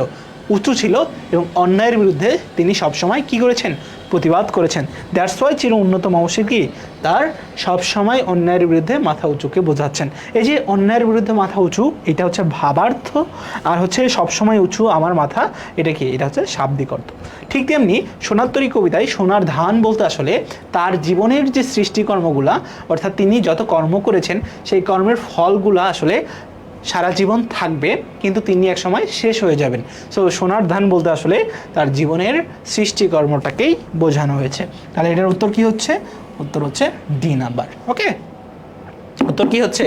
উত্তর হচ্ছে ডি নাম্বার। তাহলে 11-এর কি?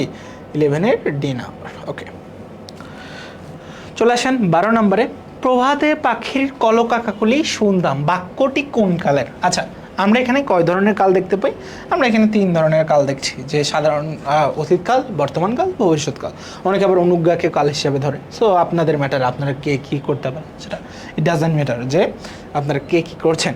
আচ্ছা, সো প্রভাতে পাখির কলকাকলি শুনতাম, দেখেন এই ক্রিয়াতে ফোকাস করেন। আমরা যখন কাল নির্ণয় করব, হ্যাঁ কাল নির্ণয় করব, কাল নির্ণয় করার সময় আমরা যে জিনিসে ফোকাস করব সেটা হচ্ছে ক্রিয়া। ক্রিয়া, এখন ক্রিয়া মানে কি? ক্রিয়া মানে হচ্ছে যেটা কাজ করে, কাজ করে, কাজ করে। আচ্ছা, তাহলে শুনতাম এটা একটা কাজ না? এখন শুনি না, আগে শুনতাম। তাহলে অতীতকালে প্রতিদিনের অভ্যাস, প্রতিদিনের অভ্যাস, প্রতিদিনের অভ্যাস বা প্রতিদিন করা কাজ, অভ্যাস বা প্রতিদিন করা কাজ, প্রতিদিন করা কাজ, এটা হচ্ছে আমার একটা স্পেশাল টার্ম, এবং এই টার্মটা হয় নিত্য অতীতে। কোন অতীত? নিত্য অতীত। তাহলে এটার সঠিক উত্তর কি?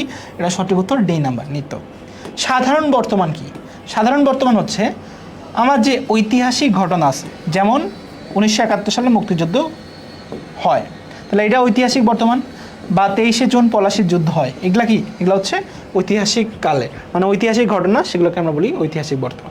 সূর্য পশ্চিম দিকে ওঠে, অর্থাৎ বৈজ্ঞানিক ঘটনা, বৈজ্ঞানিক ঘটনা, বৈজ্ঞানিক ঘটনা কিংবা সাধারণ কাজ, সাধারণ কাজ, সাধারণ কাজ। তাহলে আমি কি বললাম? ঐতিহাসিক বর্তমান, বৈজ্ঞানিক ঘটনা কিংবা সাধারণ কাজ, এই 3টা টাইপই কি? সাধারণ বর্তমান। আবার আমরা অনেক সময় দেখি না কবিতার পংক্তি বা কোনো একটা হচ্ছে উক্তি, যেমন শুনো মানুষ ভাই, সবার উপরে মানুষ সত্য, তাহার উপরে নাই। তাহলে এই যে কবিতার লাইন বা যে কোনো কিছু, অর্থাৎ কবির উক্তি বা পংক্তি, কবির উক্তি বা পংক্তি, এই সব কিছুই কি?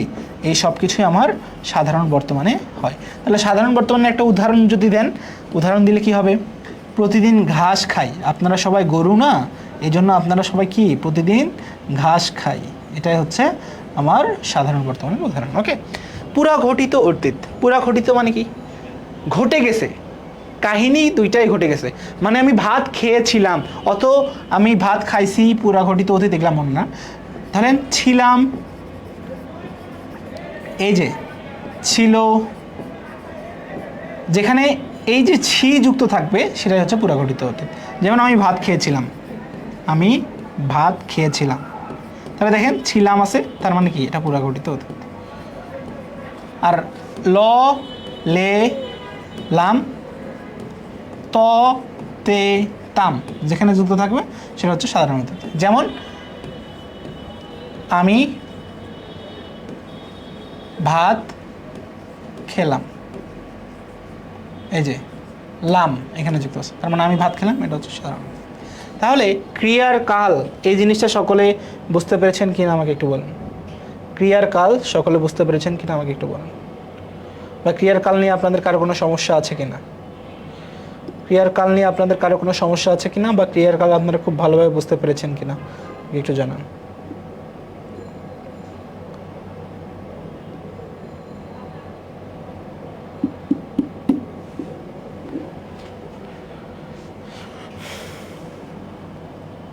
রুনা বড়ুয়া বলছে ক্লিয়ার, রোজনী রেখা বলছে ক্লিয়ার।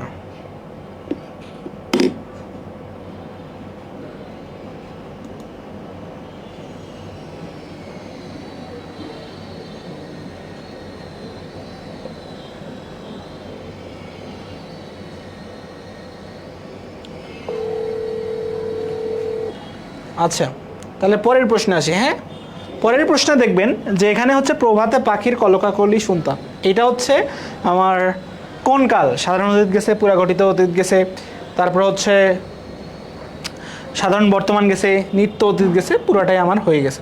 তাহলে নেক্সট আসি, নেক্সট প্রশ্ন আমার এখানে দেখতেছি যে মানিক বন্দ্যোপাধ্যায় রচিত ছোট গল্প কোনটি? ওকে, মানিক বন্দ্যোপাধ্যায় রচিত ছোট গল্প কোনটি? দেখেন, মানিক বন্দ্যোপাধ্যায় কে ছিলেন? মানিক বন্দ্যোপাধ্যায়ের আসল নাম কি? প্রবোধ কুমার বন্দ্যোপাধ্যায়। হ্যাঁ, প্রবোধ কুমার বন্দ্যোপাধ্যায়। কি নাম তার? আসল নাম হচ্ছে প্রবোধ কুমার বন্দ্যোপাধ্যায়।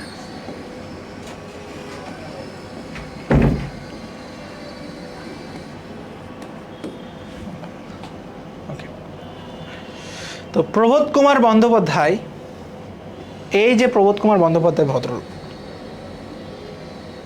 সো প্রবোধ কুমার বন্দ্যোপাধ্যায় তিনি কোথায়? সাঁওতাল পরগনার দুমকায় জন্মগ্রহণ করেন। সো ইনি হচ্ছে ছোট গল্প লিখেছেন। ছোট গল্পের মধ্যে আমরা দেখি প্রথমেই মিছিল সম্পর্কে।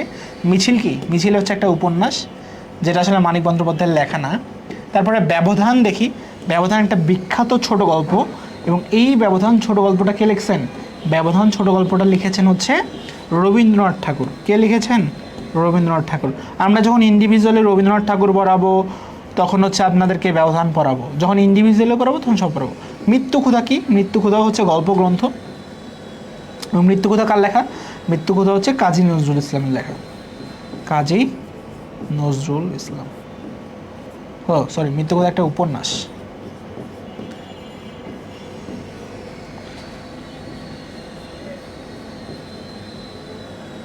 হ্যাঁ, তাহলে মানিক বন্দ্যোপাধ্যায় রচিত ছোট গল্প কোনটা? তাহলে বাদ থাকে কি? বাদ থাকে হচ্ছে সরীসৃপ। ওকে, তাহলে সঠিক উত্তর কি হচ্ছে? সঠিক উত্তর হচ্ছে সরীসৃপ। তাহলে 13 নম্বরের আনসার কি? 13 নম্বরের আনসার হচ্ছে এ। আচ্ছা, আপনাদেরকে আমি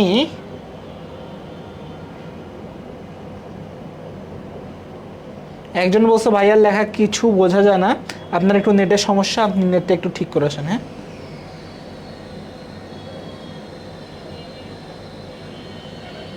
আমার এখানে সব ক্লিয়ার।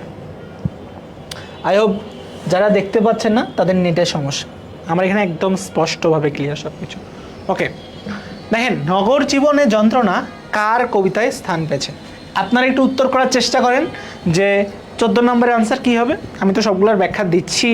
প্রথমটা দেখেন, জীবানন্দ দাশ। জীবানন্দ দাশের রূপসী বাংলার কবি তাকে বলা হয়। কিসের কবি? রূপসী বাংলার কবি। এবং এই রূপসী বাংলার সৌন্দর্যতা কিন্তু আমরা জীবানন্দ দাশের মধ্যে দেখতে পাই। আলতাফ মাহমুদ, আমরা একটা গান গাই না প্রতিবার 21শে ফেব্রুয়ারির সকালবেলায়? আমার ভাইয়ের রক্তে রাঙানো 21শে ফেব্রুয়ারি। সো আমার ভাইয়ের রক্তে রাঙানো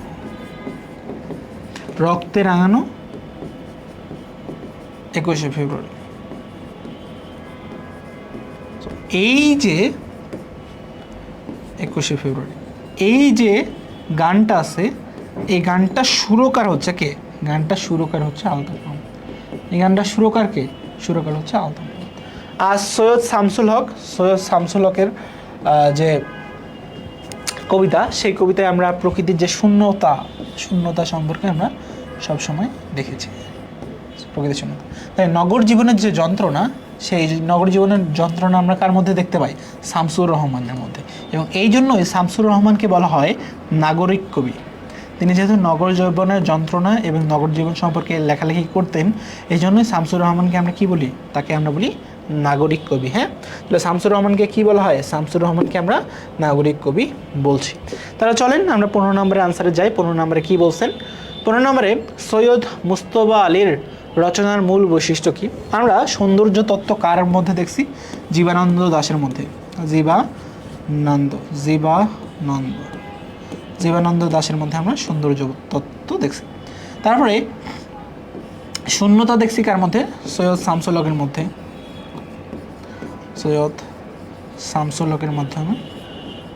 শামসুল হক, আল মাহমুদ, তাদের লেখায় কি আমরা শূন্যতা আসলে দেখি, যে এনাদের লেখায় শূন্যতা প্রকাশ পেয়েছে। আধ্যাত্মিক দর্শন, যেমন রবীন্দ্রনাথ ঠাকুর, তার লেখায় কিন্তু প্রচণ্ড পরিমাণে আধ্যাত্মিক দর্শন। রবীন্দ্রনাথ ঠাকুর কিংবা বঙ্কিমচন্দ্র চট্টোপাধ্যায়, রবীন্দ্রনাথ ঠাকুর, তার মধ্যে আমরা আধ্যাত্মিক দর্শন দেখি।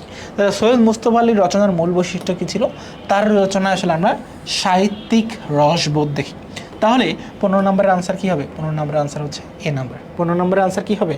রোজিনা রেখা বলছে এ, মারুফ হোসেন রাহুল বলছে এ, রুনা বড়ুয়া বলছে এ। তাহলে এটার আনসার কী হচ্ছে? এ নাম্বার। আবার আপনারা যারা একটু আগে মিস করে গেছেন, আপনাদেরকে বলি, প্রত্যাবর্তন প্রসেস সেকেন্ড এবং থার্ড টাইমার ব্যাচ যেখানে ভর্তি চলছে, কোর্স ফি আমাদের বর্তমানে 10,000, সেটাকে কেটে আমরা 5,000 দিয়ে দিছি। এবং এই 5,000এও ভর্তি হইতে হবে না। আপনি যদি ড্রিম 1000, কত? ড্রিম 1000, এই ড্রিম 1000 কুপন কোড ইউজ করেন, তাহলে এই কোর্স আপনি প্রোমো কোড দিলে আপনি কত? 4,000 টাকাতে পেয়ে যাবেন। আপনি যদি আরও ডিসকাউন্ট পাইতে চান, তাহলে উপরে যে হচ্ছে আপনার একটা গুগল ফর্ম আছে, সেই গুগল ফর্মটা পূরণ করেন, তাহলে আরও একটু ডিসকাউন্ট পেয়ে যাইতে পারেন। বা আপনার যদি এখনই ভর্তি হইতে ইচ্ছা করে, তাহলে পিন কমেন্টে যেটা দেওয়া আছে সেখান থেকে আপনি ড্রিম 1000 দিয়ে আপনি ভর্তি হইতে পারেন। আর একটা কথা, এই ড্রিম 1000 কিন্তু আপনার কত? 30 জুন পর্যন্ত চলবে। হ্যাঁ, 30 জুন। এই 30 জুনের পরে এইটাও কিন্তু শেষ হয়ে যাবে, তখন কিন্তু আরও বিপদ বাড়বে। কাজেই এনরোল করে ফেলুন কখন? আজই আপনি এনরোল করে ফেলার চেষ্টা করেন, নাহলে কিন্তু একবার গেলে আর আসবে না। তাহলে আমরা যেহেতু সবাই উত্তর করতে পারছি, এটা আমরা পরবর্তী প্রশ্নের দিকে একটু এগিয়ে যাই। গুটি গুটি পায়ে আমরা এগোচ্ছি। লাল সালু উপন্যাসের মূল প্রতিপাদ্য কি? আচ্ছা, লাল সালু উপন্যাস কে লিখেছেন? সৈয়দ ওয়ালিউল্লাহ।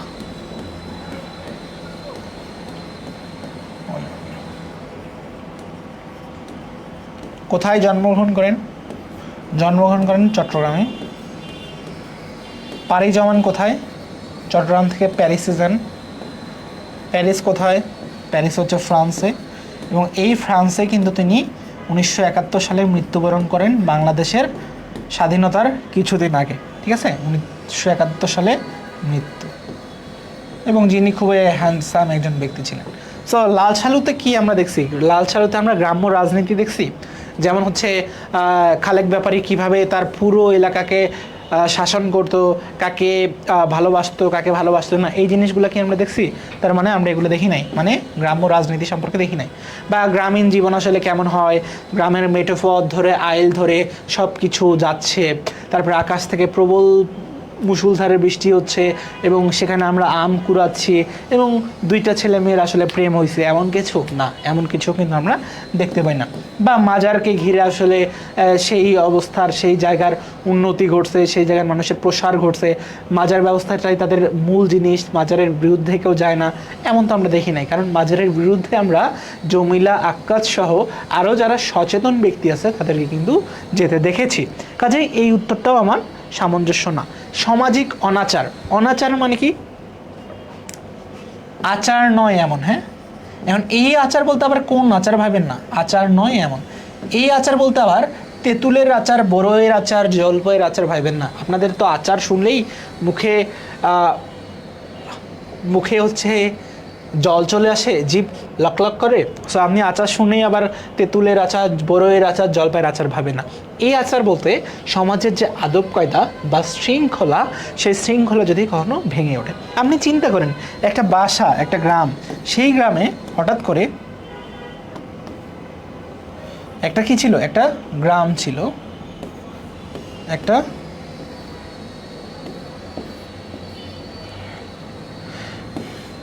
এটা একটা গ্রাম,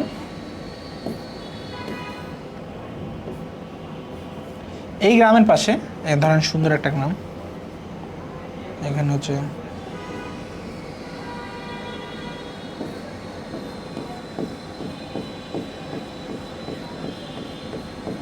এবার যে মানুষ চলে আছে।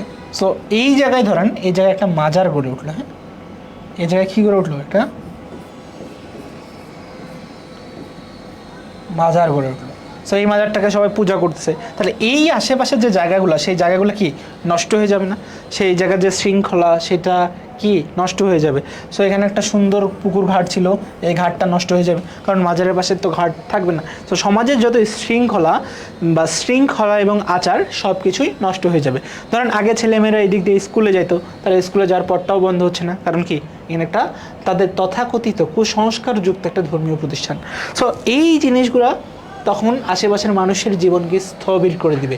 আপনি জীবন থেকে শিক্ষা লাভ করতে পারবেন না, কোনো কিছুই করতে পারবেন না। তো সমাজের যত আচার আছে সব কিছু কী হয়ে যাবে, নষ্ট হয়ে যাবে। এক্ষেত্রেই এই জন্যই লাল সালু উপন্যাসের মূল প্রতিপাদ্যকে সমাজের অনাচার, যেখানে আমরা স্কুল প্রতিষ্ঠা করতে বাধা দিতে দেখছি, আমরা হচ্ছে বহু বিবাহ করতে দেখেছি। বহু বিবাহ কি, যে আপনার খালেক ব্যাপারীর কথাই যদি ধরি, তিনি দুইজনকে বিয়ে করেছেন, আমিনা বেগমকে এবং তানু বিবিকে।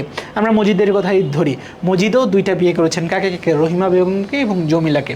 আমরা সেখানে নারী নির্যাতন হইতে দেখছি, যেমন বাবা ছেলে মিলে তার মাকে মারছে, যেমন হাসুনির মায়ের যে ভাই তাহের কাদের, তাদের বাবাও কিন্তু তাকে মারছে। সেখানে খাবারের অভাব ছিল, 7 ছেলের বাপ দুদু মিয়া, তারপরে সোলেমানের বাপ, তারা সবাই কী করতো, সবাই হচ্ছে আসলে সমাজের যে শৃঙ্খলা, সেই শৃঙ্খলাটা আস্তে আস্তে ভাঙতে শুরু করে। এবং এইভাবে কি সমাজে কোনো স্কুল প্রতিষ্ঠা করতে দেওয়া হয় না। যখনই সেই আক্কাস বলে যে স্কুল প্রতিষ্ঠা করা দরকার, তাকে কি বলা হয়, তোমার দাড়ি কই মিয়া। এইভাবে সমাজের যে বিভিন্ন স্থবিরতা, সেই স্থবিরতাগুলো এনে সমাজকে স্তব্ধ করে দেওয়া যায়। তার মাধ্যমেই আমাদেরকে সামাজিক যে অনাচার, সেই জিনিসটা পরিপূর্ণভাবে আসলে ফুটে উঠতে আমরা দেখেছি। সো এর মাধ্যমে কি সমাজের যে প্রতিকূলতা, সেই প্রতিকূলতাগুলো কিন্তু আমরা উঠতে দেখেছি। So this is the fact যে লাল সালু উপন্যাসের আসলে মূল প্রতিপাদ্য গ্রাম্য রাজনীতি না, গ্রামীণ জীবন না, মাজার ব্যবস্থা না, এটার মূল যে প্রতিপাদ্য সেটা হচ্ছে সামাজিক যে অনাচার, সেই সামাজিক অনাচার। ওকে ওকে,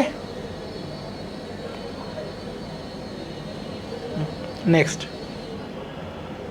সুকান্ত তার কাব্যে একান্ততা ঘোষণা করেছেন কিসে? আমরা জানি ধর্মের পক্ষে বেশিরভাগ জিনিসকে লিখেছেন। যেমন রবীন্দ্রনাথ ঠাকুরকে আমরা ধর্মের পক্ষে লিখতে দেখেছি। রবীন্দ্রনাথ ঠাকুর তিনিও কিছু ধর্মর পক্ষে লিখেছেন।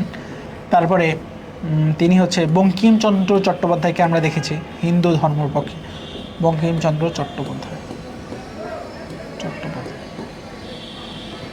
উগ্রবাদ, এটা আসলে একটা নেতিবাচক বিষয়। কোনো কবি লেখক কখনোই উগ্রবাদের পক্ষে লেখেন নাই। যদি আমি বলি উগ্রবাদের বিপক্ষে কে লিখছেন, উগ্রবাদের বিপক্ষে অনেকেই লিখছেন। তার মধ্যে অন্যতম হচ্ছে হুমায়ুন আজাদ, যিনি উগ্রবাদের বিপক্ষে লিখেছেন। হুমায়ুন আজাদ তিনি কী করেছেন, উগ্রবাদের বিপক্ষে লিখেছেন। সশস্ত্র সংগ্রামের পক্ষে অনেকেই লিখছেন। যেমন হচ্ছে আপনারা আনোয়ার পাশার নাম শুনে থাকবেন। আনোয়ার পাশা, তিনি তার বিখ্যাত একটা বই ছিল রাইফেল রুটি আওরাত। তারপরে হচ্ছে আমাদের আখতারুজ্জামান ইলিয়াস ছিলেন, আখতারুজ্জামান ইলিয়াস। তারপরে আমরা আরও দেখতে পাই সৈয়দ শামসুল হককে দেখতে পাই,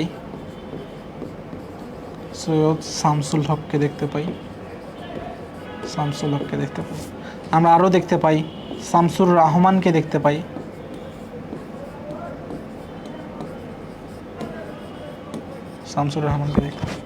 সো সশস্ত্র সংগ্রামের পক্ষে আনোয়ার পাশা, আখতারুজ্জামান ইলিয়াস, সৈয়দ শামসুল হক এবং শামসুর রহমান, তাদেরকে আমরা দেখেছি। উগ্রবাদের বিপক্ষে আমরা দেখেছি কাকে, হুমায়ুন আজাদকে। ধর্মের পক্ষে আমরা রবীন্দ্রনাথ ঠাকুরকে লিখতে দেখেছি, বঙ্কিমচন্দ্র চট্টোপাধ্যায়কে লিখতে দেখেছি। তবে বিপ্লব ও মুক্তির পক্ষে শুধুমাত্র আমরা কাকে লিখতে দেখেছি? সুকান্ত ভট্টাচার্যকে লিখতে দেখেছি, সুকান্ত ভট্টাচার্যকে লিখতে দেখেছি। বিদ্রোহের প্রতি আমরা কাজী নজরুল ইসলামকে লিখতে দেখেছি, নজরুল ইসলামকে লিখতে দেখেছি। তাহলে এখান থেকে সঠিক উত্তর আমরা কি পাচ্ছি? এখান থেকে সঠিক উত্তর পাচ্ছি আমরা ডি নাম্বার, তাহলে বিপ্লব ও মুক্তির পক্ষে। ওকে, তাহলে 17-এর আনসার হচ্ছে ডি। ওকে, নেক্সট, ভুইফর শব্দটি কোন অর্থ প্রকাশ করে? আমরা যেমন ভণ্ড, ভণ্ড অর্থ কি দেখি? বক ধার্মিক, বক ধার্মিক শব্দের অর্থ কি?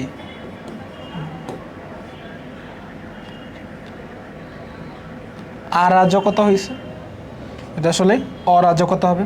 যেমন আমরা সবাই মাৎসনাই নাম শুনছি না? মাৎসনাই পাল বংশের সময় হয়েছিল। এই মাৎসনাই শব্দের অর্থ কি? অরাজকতা। উত্তেজনা, প্রবল পরিমাণে কি? উত্তেজনা। সো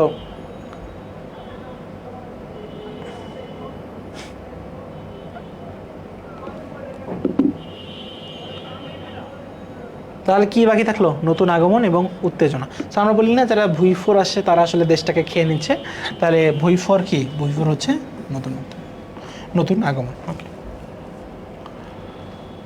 অতিকায় হস্তি লোপ পাইয়াছে কিন্তু তেলাপোকা টিকিয়ে আছে। আমরা প্রথমে একটু রিডাকশন মেথড ফলো করি। রিডাকশন মানে কি? বাদ দেওয়া। রিডাকশন মানে কি? বাদ দেওয়া। যেমন শকুন্তলা, এটা বইয়েই নাই, বাদ। ভাষার কথা, বইয়েও নাই, বাদ। হৈমন্তী, ভাষায় নাই, বাদ। তাহলে বইয়ে আছে কি? বই আছে হচ্ছে বিলাসী। তাহলে সঠিক উত্তর কি? বিলাসী। পলিথিন বর্জন করলে পরিবেশ বাঁচবে। কি এই বাক্যটি কোন ধরনের? দেখেন, পলিথিন যদি বর্জন করি তাহলেই পরিবেশ বাঁচবে। পলিথিন যদি বর্জন না করি, একটু বুঝেন, পলিথিন যদি বর্জন না করি তাহলে কি? পরিবেশ বাঁচবে না। অর্থাৎ যখন শর্ত হবে, শর্ত বুঝাবে। কি বুঝাবে? শর্ত বুঝাবে যে আমি যদি পড়াশোনা করি তাহলে কি করব? পড়াশোনা করিলে পাস করব, আর পড়াশোনা না করলে ফেল করব। তার মানে এইটার সাথে যখন এইটা থাকবে, অর্থাৎ শর্ত বোঝাবে দুইটাই, তখন সেটাকে আমরা বলবো শর্ত সমাপিকা। এখানে শর্ত অসমাপিকা না, শর্ত সমাপিকা হওয়ার কথা। ওকে, ভাবি অসমাপিকা না, এটা ভাবি সমাপিকা হওয়ার কথা। সো ভাবি সমাপিকা বলতে আপনার অসমাপিকাকে বোঝায়, বুঝছেন? অসমাপিকা, যেটা দিয়ে আসলে শেষ হয় না। অকর্মক বলতে যেখানে কর্ম নাই। যেমন আমি বলি সে খায়, এখন সে আসলে কি খায়? ভাত খায়, মাছ খায়, ডিম খায়। এই যে সে খায়, এখানে কি কোনো কর্ম আছে? এটা কি? এটা হচ্ছে কর্তা। খায় কি? খায় হচ্ছে ক্রিয়া।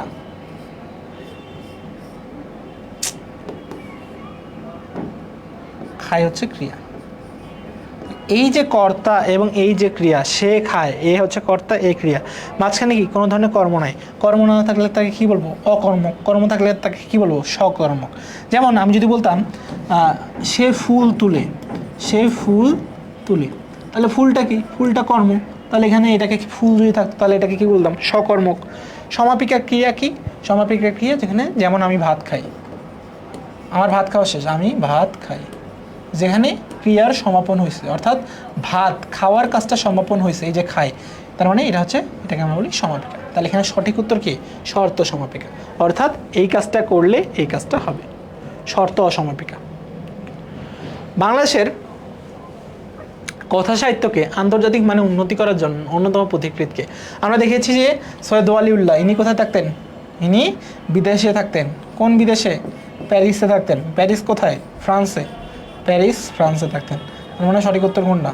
সঠিক উত্তর ওয়ালিউল্লাহ, যিনি কখনো দেশে আসেন নাই। হুমায়ুন আহমেদ বিদেশে গেছিলেন কিন্তু তিনি আবার দেশে ব্যাক করছেন, এই কারণে তিনি হবেন না। ওকে, আচ্ছা, আবু ইসহাকের একটা অনেক জনপ্রিয় একটা উপন্যাস আছে যেটার নাম হচ্ছে সূর্য দীঘল বাড়ি। আপনারা যদি কখনো সময় হয় একটু পড়ে দেখেন।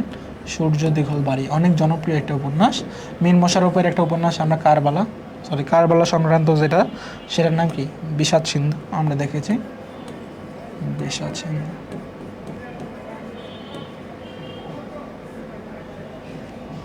হুমায়ুন আহমেদের দেওয়াল আছে, অনেক জনপ্রিয়। আপনারা তো দেওয়াল টেওয়াল পড়বেন না, আপনারা পড়বেন অপেক্ষা। জ্যোৎস্না ও জননীর গল্প আছে।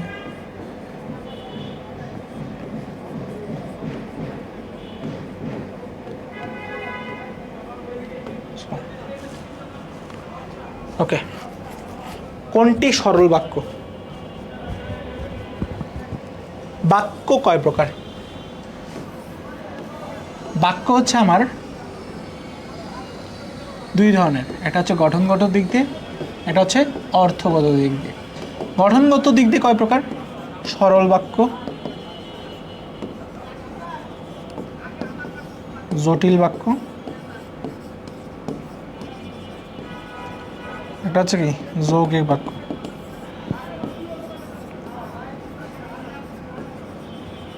সরল বাক্য কোনটা? যেই বাক্যে একটা সমাপিকা ক্রিয়া থাকে। কয়টা সমাপিকা ক্রিয়া? একটা সমাপিকা ক্রিয়া। জটিল বাক্যে কি দুই অংশ থাকবে,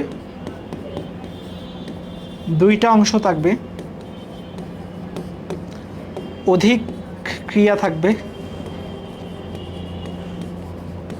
অধিক ক্রিয়া থাকবে, কমা থাকবে। আর যৌগিক বাক্যে কিছু যোজক যুক্ত থাকবে। হ্যাঁ, যোজক। এই যোজকগুলা কি কি? ও, এবং, আর, কিন্তু, আর, কিন্তু, অথবা, তারপর, এগুলো কি? এগুলো হচ্ছে আমার যোজক। ওকে, এখন দেখেন কোন বাক্যে কি আছে। যখন বৃষ্টিপাত হয় তখন বজ্রপাত হতে হয়। দেখেন হয়, হতে পারে, তার মানে দুইটা। যখন তখন, এই যে যখন তখন দুইটা অংশ, তার মানে এটা কি? এটা হচ্ছে আমার জটিল বাক্য। হ্যাঁ, এটা কোন বাক্য? এটা হচ্ছে জটিল বাক্য। সো জটিল বাক্য না থাকে আপনাদের পরীক্ষায় থাকতে পারে মিশ্র বাক্য। কাজেই যার নামই জটিল বাক্য তার নামই কি বাক্য? মিশ্র বাক্য। পলিথিন পরিবেশ দূষণ করে, কয়টা ক্রিয়া? একটা, তার মানে এইটাই হচ্ছে আমার সরল বাক্য। ওকে, শিশু খেলছে আর বাবা খবরের কাজ পড়ছে। যে ও এবং আর, তার মানে এই যে এখানে আর আছে, আরটা কি? আরটা হচ্ছে যৌগিক বাক্য। দেখেন, যারা ট্রাফিক আইন মানে না তারা দুর্ঘটনায় পড়ে। এই যে যারা, তারা, এটা কয় অংশ? দুই অংশ, তার মানে এটা কি? এটা হচ্ছে জটিল বা মিশ্র। জটিল বা মিশ্র। ক্লিয়ার? যেমন এক বাক্য দিয়ে আপনার গঠনগত যে সরল জটিল যৌগিক তিনটা আছে, তিনটাই ক্লিয়ার। এরপরে আই হোপ আর সরল জটিল যৌগিক আপনার পড়তে হবে না। সো নেক্সট 23 নম্বরে যাই। জগা খিচুড়ি। যেমন আমরা বলি না টই টম্বুর। টই টম্বুর শব্দের অর্থ কি? টই টম্বুর। টই টম্বুর শব্দের অর্থ কি?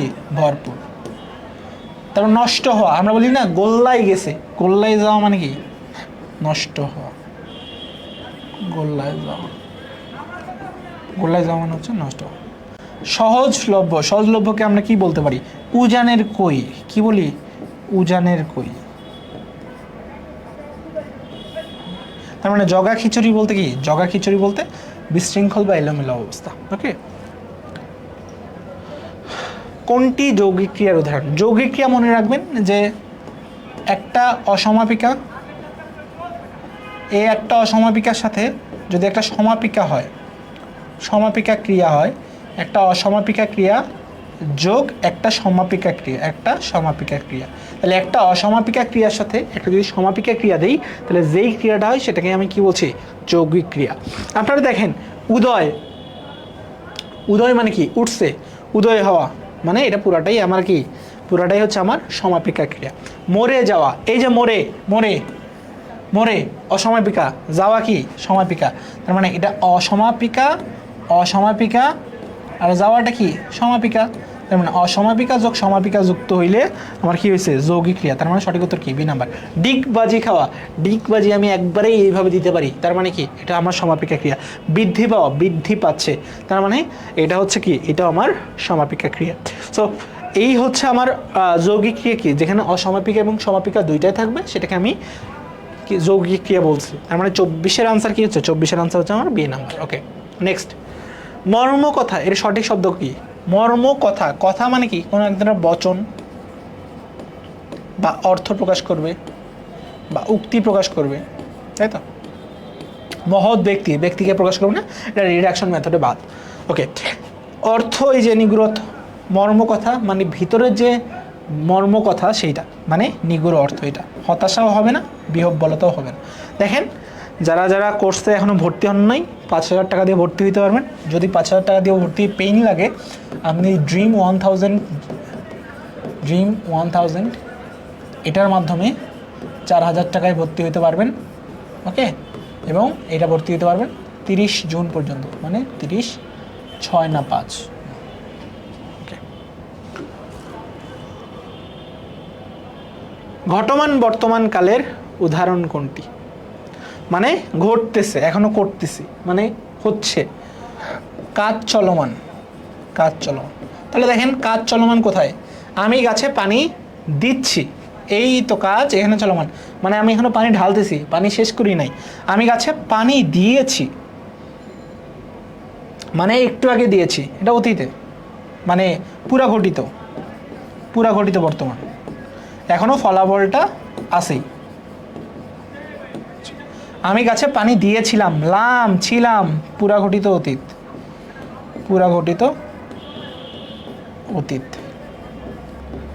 আমি প্রতিদিন গাছে পানি দিই, মানে প্রতিদিন দিই, সাধারণ বর্তমান। প্রতিদিনের কাজ, হ্যাবিচুয়াল ফ্যাক্ট, কোন কাল? সাধারণ বর্তমান। তাহলে সঠিক উত্তর কোনটা হচ্ছে? সঠিক উত্তর হচ্ছে আমার 26-এর এ নাম্বার। কত? 26-এর এ নাম্বার। ফুলের গন্ধে মৌমাছি আসে, বাক্যটিতে ফুলের কোন কারক? আচ্ছা,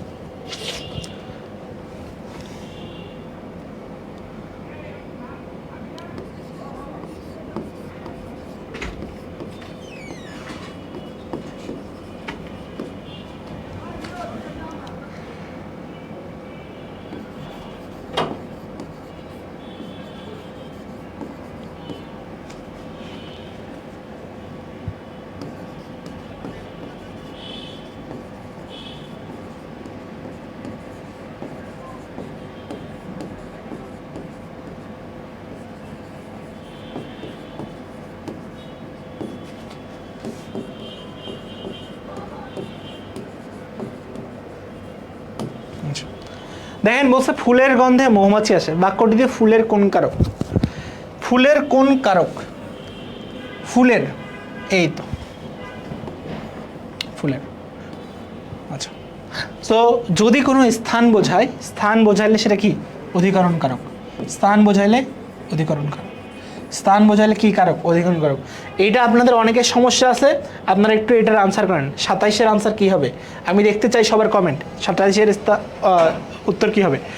আমি একটা পুরো সেন্টেন্স দিছি, এই সেন্টেন্সটা দিয়ে আই হোপ আজকের পরে আপনাদের আর কারক নিয়ে কোনো সমস্যা হবে না।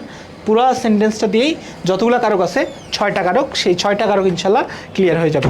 দেখেন, অধিকরণ দিয়ে কি বলছি? স্থান, অর্থাৎ দেখেন স্থান কোথায় আছে? দেখেন রান্নাঘরে, এই যে রান্নাঘরটা কি? একটা স্থান। তাহলে স্থান হইলেই অধিকরণ কারক হবে এটা, দ্যাট মিনস এটা হচ্ছে অধিকরণ কারক, কোনো সন্দেহ নাই। ওকে, এটা কি কারক? এটা হচ্ছে আমার অধিকরণ কারক। ওকে, করণ কারকে কি বলছিলাম? যন্ত্র সহায়ক উপায় মাধ্যম। যন্ত্র সহায়ক উপায় মাধ্যম।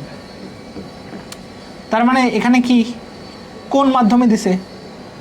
রান্নাঘর থেকে কি দিয়ে দিছে? হাতা দিয়ে দিছে। এই যে হাতা দিয়ে, এটা একটা কি? মাধ্যম। বা হাতা একটা যন্ত্র হিসেবে ধরলে এটা কোন কারক? এই হাতা দিয়ে, এটা হচ্ছে করণ কারক। অপদান কি?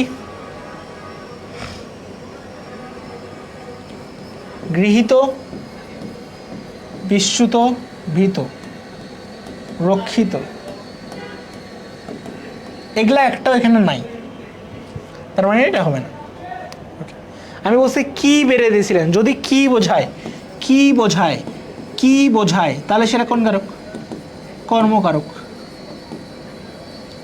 তাহলে এই যে এখান থেকে ভাত কি বোঝাচ্ছে, তার মানে এটা কি? কর্ম। আর যে কাজ করে তাকে কি বলি? তাকে বলি কর্তা। তাহলে এখানে কাজ করতেছে কে? মা কাজ করতেছে। মূলত কে কাজ করতেছে? মা কাজ করতেছে। তাহলে মাটা কি? কর্তা। কাজ করে, বা কে দিয়ে প্রশ্ন করলে আনসার পাই, কে দিয়ে উত্তর পাই, তাহলে কে কাজ করে, কে দিচ্ছে, এই যে কে দিয়ে উত্তর পাই। ঠিক আছে, তাহলে এটা কি, এটা হচ্ছে কর্তা। তাহলে কাকে, মাহিমকে, এটাও কি, কি বা কাকে না, কি বা কাকে। আচ্ছা তাহলে দেখেন দুইটা আসলো, কি বা কাকে। এই যে কাকে, এটা কি ব্যক্তিবাচক, মাহিম কি একটা ব্যক্তি। সো ব্যক্তিবাচক যেগুলা সেগুলোকে আমরা বলি গৌণ কর্মকারক, গৌণ কর্মকারক।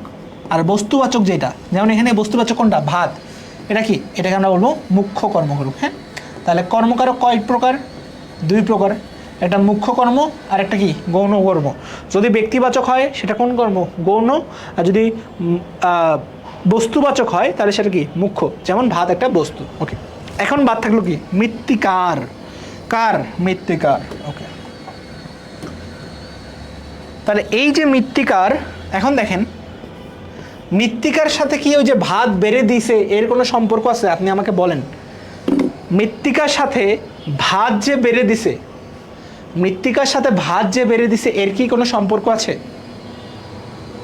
মৃত্তিকার সাথে ভাত বেড়ে দেওয়ার কোনো সম্পর্ক আছে কি নাই বলেন? এই উত্তরটা আপনারা যেখানে দেখছেন সেখানেও ভুল আছে, যারা যারা ব্যাখ্যা দিচ্ছে তারাও ভুল দিছে। এখন পর্যন্ত এই উত্তরটা আপনারা সঠিক ব্যাখ্যা কেউ জানেন। আপনারা খালি আমাকে বলেন মৃত্তিকার সাথে ভাত বেড়ে দেওয়ার কোনো সম্পর্ক আছে কিনা এটা বলেন, হ্যাঁ অথবা না। আমি দুইটা আনসার শুনতে চাই আপনাদের কাছে, হ্যাঁ বা না। এই যে মৃত্তিকা, সেই মৃত্তিকার সাথে ভাত বেড়ে দেওয়ার কোনো সম্পর্ক আছে কিনা বলেন। রুনা বড়ুয়া বলছে না, ভাত বেড়ে দেওয়ার কোনো সম্পর্ক নেই। হ্যাঁ, আপনাদের কাছে এটাই জানতে চাচ্ছি যে মৃত্তিকার সাথে ভাত বেড়ে দেওয়ার কোনো সম্পর্ক আছে কি নাই, তাড়াতাড়ি বলতে হবে। সাবিনা বেগম বলছে না।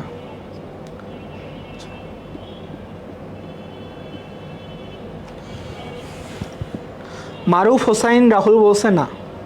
সাবিনা ইয়াসমিন বলছে না। আচ্ছা, তাহলে কারক আমরা এখন আরেকটু জিনিস জানবো, সেটা হচ্ছে কারকের সংজ্ঞা কি। কারকের সংজ্ঞা কি, যে নামপদের সাথে ক্রিয়াপদের যে সম্পর্ক, নামপদের সাথে ক্রিয়াপদের যে সম্পর্ক, নামপদের সাথে ক্রিয়াপদের যে সম্পর্ক সেটাকেই কারক বলে, তাই তো? নামপদ কোনগুলো? এই যে বেড়ে দিয়েছিলেন, সরি, এই যে বেড়ে দিয়েছিলেন, এটা কি, এটা হচ্ছে আমার ক্রিয়াপদ। এই ক্রিয়াপদ বাদে যা কিছু আছে, মৃত্তিকার মা মাহিমকে রান্নাঘরে হাতা দিয়ে ভাত, এই সবগুলো কি, এই সবগুলো হচ্ছে আমার নামপদ। তাহলে নামপদের সাথে বেড়ে দেওয়ার যে সম্পর্ক, অর্থাৎ নামপদের সাথে ক্রিয়াপদের যে সম্পর্ক সেটাই কারক। নামপদের সাথে ক্রিয়াপদের যে সম্পর্ক সেটাই কারক। এখন আপনি বলেন তো যে মৃত্তিকার সাথে ক্রিয়াপদের কোনো সম্পর্ক আছে কি না? মৃত্তিকার সাথে ক্রিয়াপদের কোনো সম্পর্ক নাই, তার মানে মৃত্তিকা কি, মৃত্তিকা হচ্ছে কারক নয়। মৃত্তিকা কি কোনো ধরনের কারক নয়, মৃত্তিকা কি কোনো ধরনের কারক নয়। এখন আপনারা দেখেন এই যে ফুলের, ফুলের কি পদ, নামপদ। ফুলের কি পদ, নামপদ। এই ফুলের সাথে এই আশার মৌমাছি যে আসতেছে, ফুলের সাথে মৌমাছির কি কোনো সম্পর্ক আছে? এই যে ফুল, এই যে আসতেছে, এর কোনো সম্পর্ক নাই। ফুলের সাথে আশার কোনো সম্পর্ক নাই। আমি যে আসছি, কিসের জন্য আসছি? ফুলের জন্য আসছি, আসি নাই। ফুলের সাথে মৌমাছির কোনো সম্পর্ক নাই। আমি আসছি কিসের জন্য? আমি আসি গন্ধের জন্য, ফুলের জন্য আমি আসি নাই। আমি আসছি কিসের জন্য? গন্ধের জন্য। তাহলে ফুলের গন্ধে মৌমাছি আসে, আসে কার জন্য? ফুলের জন্য নাকি ফুলের গন্ধের জন্য? ফুলের গন্ধের জন্য আসে, কিন্তু ফুলের গন্ধের জন্য, ফুলের জন্য আসে না। যখন আপনাকে বলা হবে যে ফুলের গন্ধের জন্য মৌমাছি আসে, এটা কোন কারক? তখন এটা নিঃসন্দেহে করণ কারক হবে। কারণ কি, এখানে একটা উপায় বা মাধ্যম আসছে, যে ফুলের গন্ধটা একটা মাধ্যম, এবং ফুলের গন্ধের জন্যই কি আসে? মৌমাছি আসে। কিন্তু ফুলের জন্য কখনো মৌমাছি আসে না। মৃত্তিকা কখনো ভাত বেড়ে দেয় না। ভাত বেড়ে দেয় কে? মা। ভাত কে বেড়ে দেয়? মা।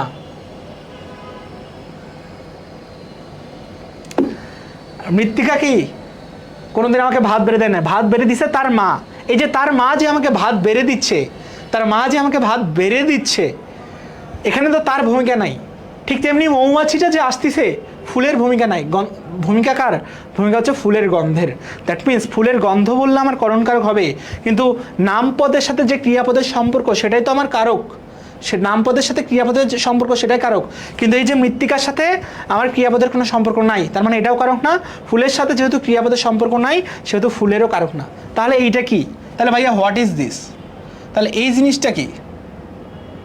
এই জিনিসটা কি? এই জিনিসটাকেই বলা হচ্ছে সম্বন্ধ পদ। এই জিনিসটাকে কি বলে? সম্বন্ধ পদ। এটা কোনো কারক না, এটাকে কি বলে? এটাকে বলা হচ্ছে সম্বন্ধ পদ। সম্বন্ধ পদ মনে রাখবেন। সম্বন্ধ পদ হচ্ছে কোথায় কোথায় বসবে? বসবে হচ্ছে কর্তা স্থানে, কর্তা স্থানে, কর্তা স্থানে বসবে। সবসময় ষষ্ঠী বিভক্তি হবে। কি বিভক্তি হবে? ষষ্ঠী বিভক্তি হবে। তাহলে ষষ্ঠী বিভক্তি কি? ষষ্ঠী বিভক্তি আমরা জানি আমাদের কয়টা?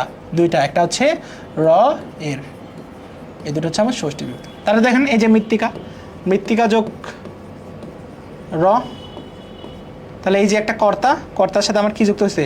র যুক্ত হয়েছে। দ্যাট মিনস এটা সম্বন্ধ পদ। এখানে ফুল, এই যে ফুল যোগ র, ফুল যোগ র, এখানে কর্তার ভূমিকা পালন করতেছে ফুল, এটার সাথে আমার কি আছে? র যুক্ত হয়েছে। তার মানে কর্তার জায়গায় বসছে, কর্তার স্থানে বসছে এবং এটার সাথে র আছে। দ্যাট মিনস এটা হচ্ছে আমার সম্বন্ধ পদ।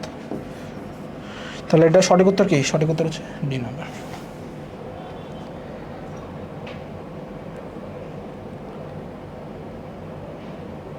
ফুলটা আসছে মূলত গন্ধের, মানে মৌমাছিটা আসছে গন্ধের জন্য, ফুলের জন্য আসে নাই।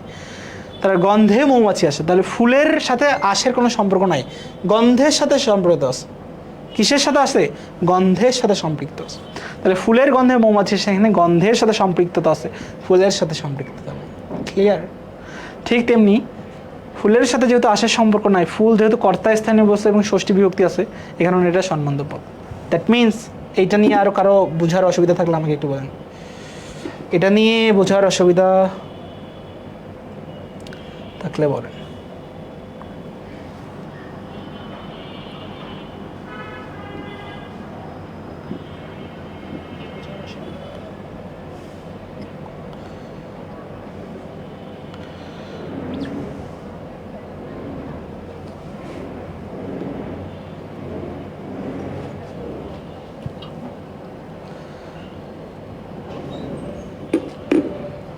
এক এক ইয়াতে পুরো কারো ক্লিয়ার।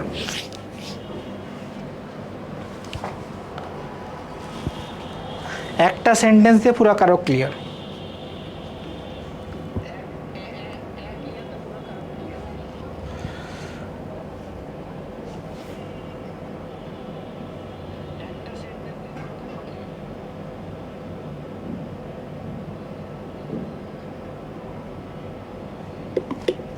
ওকে,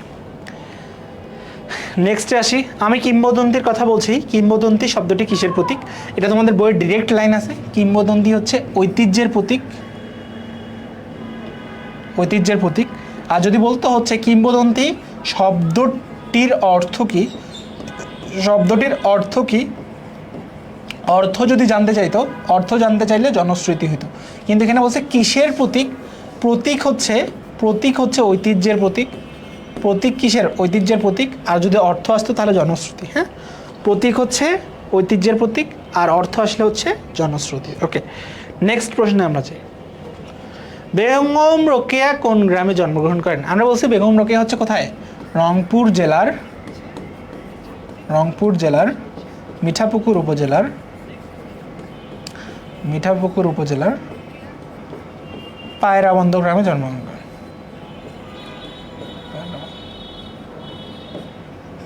তাহলে পায়রাবন্দ কোথায়? মিঠাপুকুর কি? মিঠাপুকুর হচ্ছে একটা উপজেলা, সে ওই উপজেলায় জন্মগ্রহণ করছে।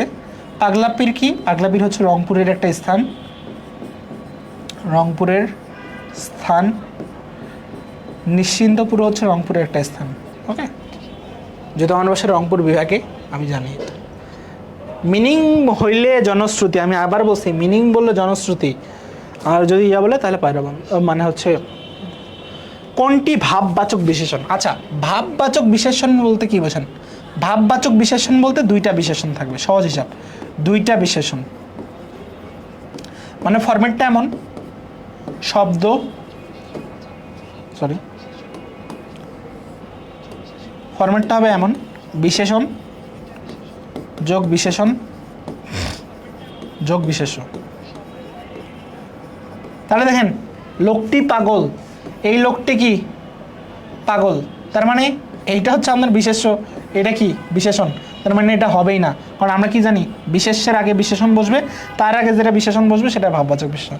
চলন্ত ট্রেন, ট্রেনটা বিশেষ্য, চলন্তটা কি বিশেষণ, তার মানে কি এইটাও হবে না, তার মানে এখানে একটা বিশেষণ। মাঠ সবুজ, মাঠ সবুজ, সবুজটা কি এটা হচ্ছে অবস্থা, মাঠ কেমন অবস্থাবাচক, মাঠটা কেমন সবুজ মাঠ, তার মানে এটা অবস্থাবাচক বিশেষ্য। খুব ভালো খবর, এই যে খবর, খবর কি বিশেষ্য, ভালো কি ভালো হচ্ছে বিশেষণ, মানে বিশেষণ। এখন ভালোটা কেমন খুব, এটাও বিশেষণ। তাহলে এই বিশেষণ যোগ বিশেষণ যোগ বিশেষণ বিশেষ্য যেখানে হয় সেটাই কি, সেটাই হচ্ছে আমার খুব ভালো খবর, তার মানে 30-এর এ নাম্বার হচ্ছে। ওকে 30-এর, তাহলে সঠিক উত্তর কোনটা, সঠিক উত্তর হচ্ছে 30।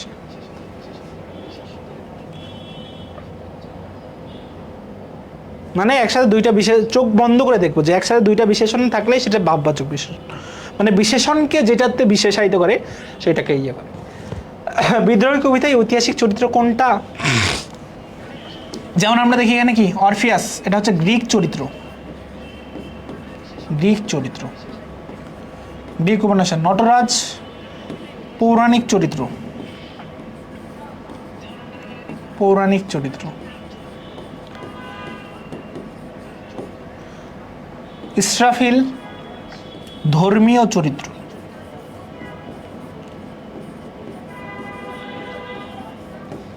চেঙ্গিস, চেঙ্গিস হচ্ছে ঐতিহাসিক চরিত্র। নটরাজ মানে কি, নটরাজ হচ্ছে শিব, ওকে শিবের একটা নাম হচ্ছে নটরাজ। ঠিক আছে, 31 নম্বর আনসার আমরা পেয়ে গেছি, চলেন 32 নম্বরে যাই। আকাশ শব্দের সঠিক প্রতিশব্দ কোনটা? পাবক, পাবক মানে হচ্ছে আগুন, পাবক মানে কি, পাবক মানে হচ্ছে আগুন। দামিনী শব্দের অর্থ কি, দামিনী শব্দের অর্থ হচ্ছে বিদ্যুৎ, বিদ্যুৎ। দুলক শব্দের অর্থ কি, দুলক শব্দের অর্থ হচ্ছে আকাশ। আর বারিদ শব্দের অর্থ কি, বারিদ শব্দের অর্থ হচ্ছে মেঘ। তাহলে সঠিক উত্তর কোনটা, সঠিক উত্তর হচ্ছে আমার সি নাম্বার। প্রখরতা শব্দের বিপরীত কি, আমরা সহজে আইডেন্টিফাই করবো, জানেন শেষে তা আছে, এখানে যেখানে শেষে তা আছে না, তার মানে এখানেও শেষে তা আসবে, কোথায় এই যে তা, তাহলে সঠিক উত্তর কোনটা, এই যে স্নিগ্ধতা, কারণ এখানেও শেষে তা আছে, এখানেও শেষে তা আছে। এখন আমরা একটু, মানে এটা সহজ টেকনিক আসলে, এখন আমরা অর্থগুলো দেখি। প্রখরতা শব্দের অর্থ কি, প্রখরতা শব্দের অর্থ হচ্ছে তীব্রতা, হ্যাঁ, আর স্নিগ্ধতা শব্দের অর্থ কোমলতা, তাহলে তীব্রতা আর কোমলতা পরস্পরের বিপরীত। ওকে, তার মানে এইটার বিপরীত এটা আমরা পেয়ে গেলাম। দুর্বল শব্দের অর্থ কি, দুর্বল শব্দের অর্থ রোগা, কৃষ এমন। সামান্য শব্দের অর্থ কি, খুবই অল্প পরিমাণ, খুবই অল্প পরিমাণ। ক্ষীণ শব্দের অর্থ কি, ক্ষীণ শব্দের অর্থ ওই যে রোগা, কৃষ। ঠিক আছে,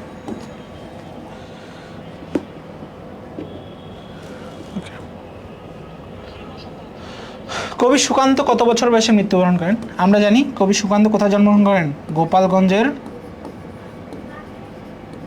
গোপালগঞ্জের কোটালীপাড়ায়।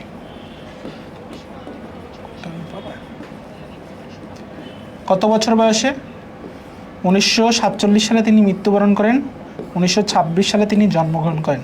চলেন একটু ম্যাথ করি, তাহলে 7 হতে 6 বাদ দিলে কত থাকে 1, তাহলে 4 থেকে 2 বাদ দিলে কত থাকে 2, এখানে কিছুই থাকে না, তাহলে এখানে কি থাকে 21, এখানে থাকে 21। যেহেতু সে 21 বছর বয়সে মারা গেছেন, এ কারণে তাকে আমরা বলি হচ্ছে কিশোর কবি, তাই কি বলা হয় কিশোর কবি। এবং সে যেহেতু কিশোরদের রচনা সম্পর্কে লিখতেন, এই জন্য তাকে তাকে আমরা কি বলি কিশোর কাব্য, মানে কিশোর কবি, তার মানে এইগুলা একটা। দেখেন বিষয় অনুসারে সিরাজউদ্দৌলা কোন ধরনের নাটক? সিরাজউদ্দৌলা ঐতিহাসিক কাহিনীর উপর, যেটা সেটা কি সামাজিক কাহিনীর উপর, সামাজিক কাহিনী, সামাজিক কাহিনীর উপর, সামাজিক কাহিনীর উপর, সামাজিক কাহিনীর উপর যেগুলো সেগুলোকে আমরা সামাজিক কাহিনী নাটক বলি। আত্মজীবনীমূলক কি?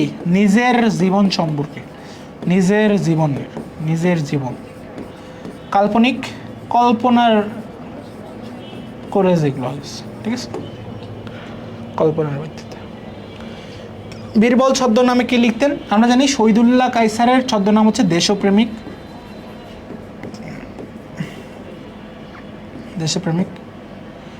সৈয়দ শামসুল হকের নাম হচ্ছে নবী মুন্সি। প্রমোদ চৌধুরীর নাম হচ্ছে বীরবল।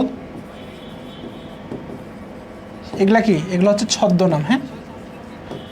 আর শওকত ওসমান, ওইটাই তার ছদ্মনাম, কিন্তু তার প্রকৃত নাম হচ্ছে আজিজুর রহমান।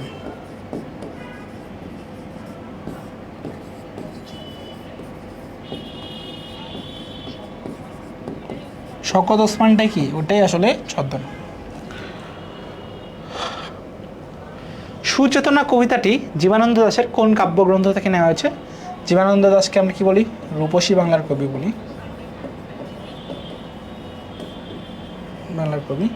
এবং এইটা মূলত নেওয়া হয়েছে তার বনলতা সেন থেকে। হ্যাঁ, কোথা থেকে নেওয়া হয়েছে? বনলতা সেন থেকে। ওকে, নেক্সট আমরা যদি দেখি, কবি জসীমউদ্দিন কলেজে পড়াকালে কোন কবিতা লিখে খ্যাতি পান? এই যে কবর কবিতা লিখে। আচ্ছা, নকশি কাঁথার মাঠ, এটা হচ্ছে আসলে তার বিখ্যাত একটা কবিতা। এটাকে এমব্রয়ডারি কুইল্ট হিসাবে তিনি বলছেন, এমব্রয়ডারি কুইল্ট, এবং এইটা মূলত একটা কাহিনী কাব্য। হ্যাঁ,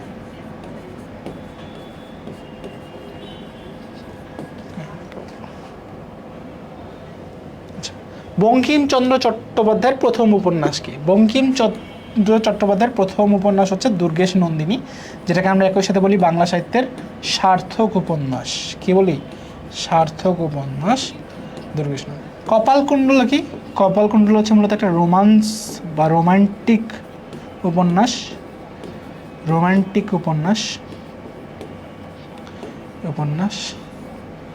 এবং এইখান থেকে আমরা কিছু রোমান্টিক লাইন পাই, যেমন পথিক তুমি পথ হারাইয়াছ। এইটাকে বলা হয় বাংলা সাহিত্যের প্রথম রোমান্টিক লাইন, যে পথিক তুমি পথ হারাইয়াছ। মানে জিনিসটা হচ্ছে এমন যে গল্পের নায়ককে যখন রাস্তা হারাই ফেলছিল, জঙ্গলের মধ্যে যায়, তখন তাকে বলছে যে পথিক তুমি পথ হারাইয়াছ। আসলে সেই কথা শোনার পর থেকে গল্পের নায়ক তার কথা শুনেই এতটা মুগ্ধ হন যে তার যে প্রেমের পথ, সেই প্রেমের পথ থেকে তিনি একদম গল্পের নায়িকার প্রতি একদম হাবুডুবু খান, এবং তার যে জীবনের পথ, সেই জীবনের পথ আসলেই হারিয়ে যায় কার? নায়িকার এই কথাটা শুনে। এ কারণেই এটাকে ধরা হয় বাংলা সাহিত্যের প্রথম মানে রোমান্টিক লাইন, যে পথিক তুমি পথ হারাইয়াছ। অর্থাৎ যে গল্পের নায়ক তার পথ হারানোকে নির্দেশ করতেই যদিও লাইনটা বলা হয়েছিল, কিন্তু আদতেই তার কথা শুনে যে গল্পের যে নায়ক, তিনি কি তার পথটা হারায় ফেলছিলেন। ওকে, নেক্সট 40 নম্বর প্রশ্নে আমরা চলে যাই। এখানে বলা হচ্ছে যে রবীন্দ্রনাথ ঠাকুর তার সোনাতরী কবিতাটি কোথায় রচনা করেন? রবীন্দ্রনাথ ঠাকুর তার এই কবিতাটি হচ্ছে মূলত শিলাইদহে বসে রচনা করেন, বাংলাদেশের কুষ্টিয়া শিলাইদহ। শাহজাদপুরে তিনি অন্যতম একটা ছুটি, আমরা যে গল্পটা শুনি ফটিকের, এই ছুটি কবিতাটা তিনি কিন্তু রচনা করেছেন, এবং সোনাতরী কোথায়? শিলাইদহ। সো তোমরা এখনও যারা ভর্তি হো নাই আমাদের কোর্সে, 10,000 কোর্সে তোমরা 5,000 টাকায় পেয়ে যেতে পারো। তবে তোমরা যদি ড্রিম 1000, হ্যাঁ কত? ড্রিম 1000, এই ড্রিম 1000 ইউজ করো, তাহলে তোমরা কিন্তু কত টাকায় পেয়ে যাবা? 4,000 টাকায় পেয়ে যাবা। হ্যাঁ, এই সময় কিন্তু এটা কিন্তু 30 জুন পর্যন্ত। কত জুন? 30 জুন পর্যন্ত। এই 30 জুনের মধ্যে ভর্তি হইতে পারলে তোমরা কিন্তু 4,000 টাকায় পেয়ে যাবা। অন্যথায় কিন্তু 4,000 টাকায় পাওয়ার যে সুযোগ, সেই সুযোগটা তোমাকে মিস করতে হবে। আর তোমাদের যাদের সমস্যা, তোমরা হচ্ছে আমাদের ক্যাপশনে দিবা একটা গুগল ফর্ম আছে, সেই গুগল ফর্মটা পূরণ করলে তোমাকে সর্বোচ্চ ডিসকাউন্ট দেওয়ার ব্যবস্থা করা হবে। আর যাদের ডিসকাউন্ট দরকার নেই, 4,000 টাকা দিয়ে ভর্তি হতে পারো, তোমরা কমেন্টে দেওয়া লিঙ্ক থেকে কিন্তু আমাদের সাথে যুক্ত হয়ে যেতে পারো। এবং এই যে আজকে ক্লাস তো দেখলে প্রত্যেকটা লাইন যেভাবে মানে ব্যাখ্যা করা হয়েছে, ঠিক তেমনি মূল ক্লাসগুলো এভাবে প্রত্যেকটি একদম ব্যাখ্যা করা হবে। তোমরা সকলে নোট জমা দিবা, কারণ তোমাদের নোটের উপর ভিত্তি করে কিন্তু তোমাদের জন্য পুরস্কার রয়েছে। আর তোমরা কিন্তু জানাবা যে প্রত্যাবর্তন বা হচ্ছে কিভাবে তোমার কোর্সটাতে আমরা তোমাকে হেল্প করছি, আমার ক্লাস কেমন লাগলো, বিশেষত এইরকম বাংলার ক্লাস আগে কখনো করেছো কি না, এবং তোমাদের নোটের ভিত্তিতেই কিন্তু যার নোট সেরা হবে টিচারের মতামতের ভিত্তিতেই কিন্তু আসলে তাকে কি করা হবে, পুরস্কৃত করা হবে। সো তোমরা যদি পুরস্কার পেতে চাও সকলে আসলে নোট দিবা, ক্লাসের রিভিউ দিবা, তোমার ক্লাসটা কেমন লাগলো, প্রত্যাবর্তনে ভর্তি হয়ে তোমার অনুভূতি কেমন, এই সব কিছুই জানিয়ে কোথায় পোস্ট দিবা, আমাদের নার্সিং ডিমার্স গ্রুপে পোস্ট দিবা। এবং যারা এখনও ভর্তি হও নাই তারা আর দেরি না করে ভর্তি হয়ে যাও। তোমরা জানোই ক্লাসগুলো কতটা কম্প্যাক্ট হচ্ছে, কতটা গোছানো হইতে তোমাদেরকে পরিবেশন করা হচ্ছে, আমাদের কমেন্ট লিঙ্ক দেওয়া আছে। সো আর দেরি করবো না, আজ এ পর্যন্তই। সকালে ভালো থাকো, সুস্থ থাকো, আর তোমরা সকলেই রিভিউ দিবা এবং আমাকে জানাও যে আজকের ক্লাসে তোমাকে কেমন লাগলো, সব কিছু বুঝতে পারছো কি না, বা এরকম ক্লাস আগে কখনো করেছো কি না, বা আমার ক্লাস তুমি যদি নার্সিং ডিমার্সে প্রথম করে থাকো তাহলে সেটাও আমাকে জানাতে পারো। আমি তোমাদের অনুভূতিগুলো শোনার অপেক্ষায় রয়েছি। তাহলে তোমরা একটু ঝটপট কমেন্ট করে ফেলো, দেখি কে কী বলছো, কে কী করছো। তোমাদের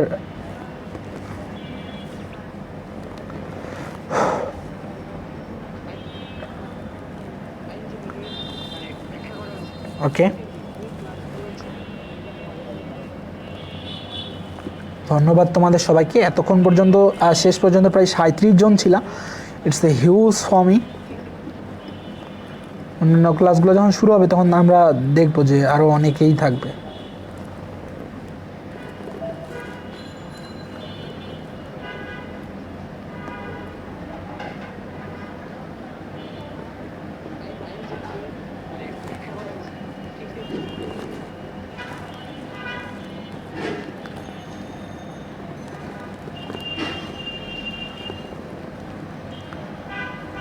কে কে কমেন্ট করছো দেখি।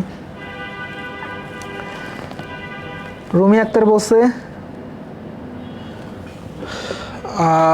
বুঝছি ভাইয়া, আজকে ফার্স্ট ক্লাস করলাম আপনার। আলহামদুলিল্লাহ ভালো ভাইয়া, ক্লাস অনেক ভালো লাগছে, আমি আপনার ফার্স্ট ক্লাস করলাম। সাদিয়া জামান বলছে সেরা। সামিনা ইয়াসমিন বলছে বদ সেরা। ওকে, থ্যাংক ইউ। আজকে ফার্স্ট করলাম ভাইয়া, অনেক ভালো লাগছে। ওকে, আঞ্জুম আক্তার লিমা। সো এখন থেকে প্রায় প্রতিটা ক্লাসে তোমাদের সাথে দেখা হবে আমার। জান্নাত আক্তার যেমন আমাদের পুরাতন স্টুডেন্ট, সে বলছে সবসময়ের মতো ক্লাস ভালো। ওকে, শাহরিয়ান নাইম বলছে আলহামদুলিল্লাহ। সো শাহরিয়ান নাইম, তুমি যেহেতু পুরো ক্লাসটা করছো, তুমি কিন্তু তোমার যে প্রিয় মানুষ তাকে লিখতে পারো প্রিয় শব্দরই, যেমন একটা নতুন শব্দ আজকে আমরা শিখলাম। সাদিয়া খাতুন বলছে অনেক ভালো ছিল ভাইয়া। Thank you Sadia, thank you Jannat, thank you Sadia Zaman, thank you Lima, thank you Rumi, thank you Sabina, thank you Runa. So I hope next journey যেটা আমাদের সেটা অনেক ভালো হবে। আর তোমাদের যে কোনো সমস্যায় আমাকে অবশ্যই জানাবা, ইনশাল্লাহ আমি তোমাদের সমস্যাগুলো সলভ করে দেওয়ার চেষ্টা করব। তা নিয়ে বলছে আলহামদুলিল্লাহ ভাই, অনেক ভালো ক্লাস ছিল। ওকে, আর কেউ দেখি।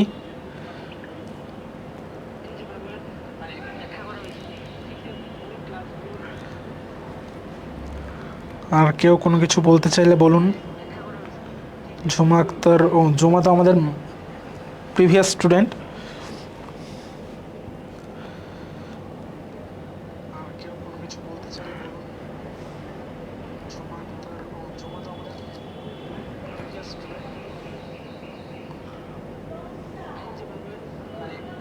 ওকে, তাহলে সকলে ভালো থাকো, সুস্থ থাকো।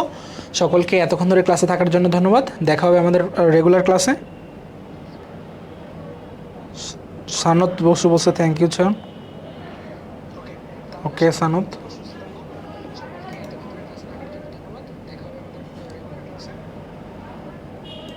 আল্লাহ হাফেজ। হ্যাঁ।